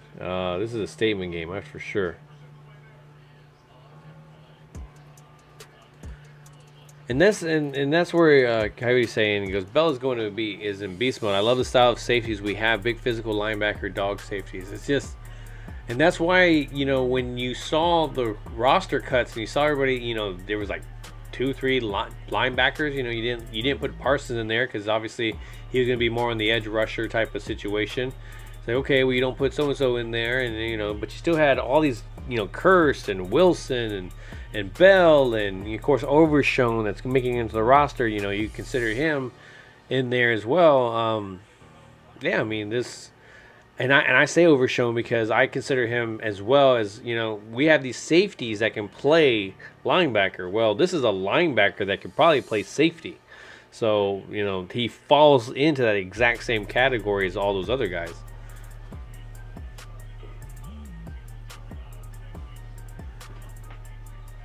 So Sunday Night Football next week is going to be the Dolphins versus the Patriots. Like, did they not get a choice? I mean, I say, yeah, if you're going to do this right now, I say you run the clock out, run it down. Let's walk away with this 0. I would love to shut the Giants out right off the bat. Give them this whole thing that, if they had this whole hopes and dreams about the season, I want to give them this whole week of just doubt.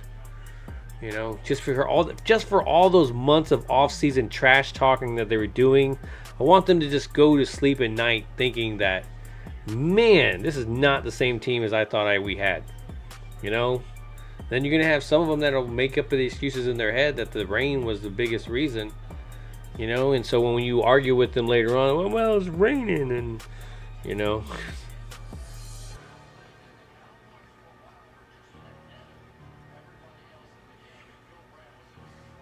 man, what a game. So tomorrow, I think, I'm gonna, at some point, I need to put some kind of thumbnail together. Deuce is getting some carries. I mean, again, it's against these backup offensive linemen, so I don't like it because you're not really getting to see him. He has to do everything. And you're doing these backups against starting defensive guys, so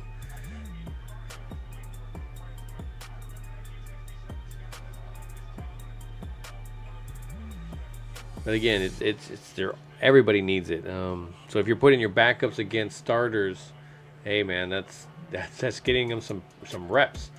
What's gonna that may play in later You know, you do this so many games, all of a sudden they have a whole 2 or 3 games under their belt equivalent, and then, you know, they're ready for depth for playoffs, you know.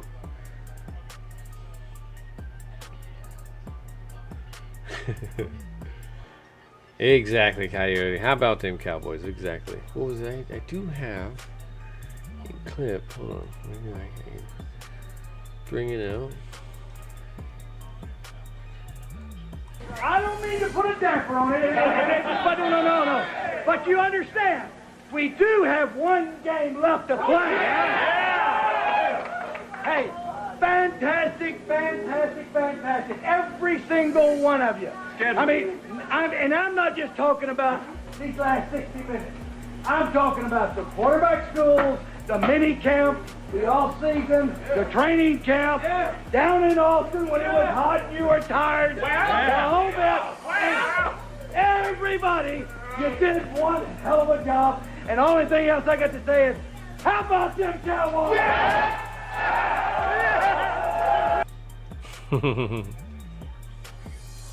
Cooper Rush was a wow. He's like the sun guy in my eye. Cooper Rush with the big wide throw.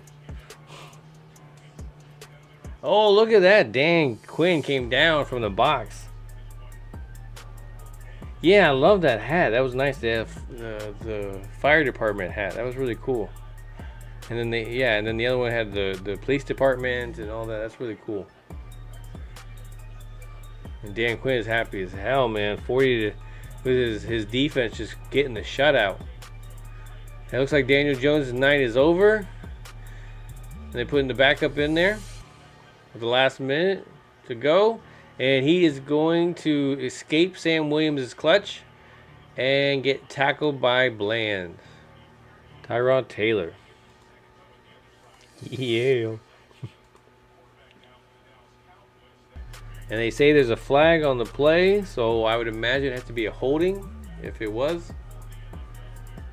And they're talking about Trey Lance right now.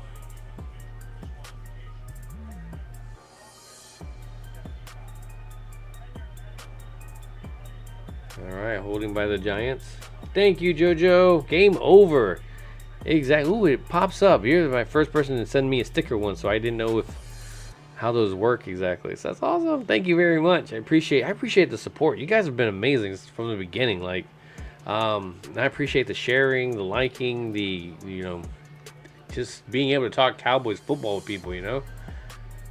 Oh, looks like they're rushing up and they throw a screen, and it looks like Harper gets the tackle.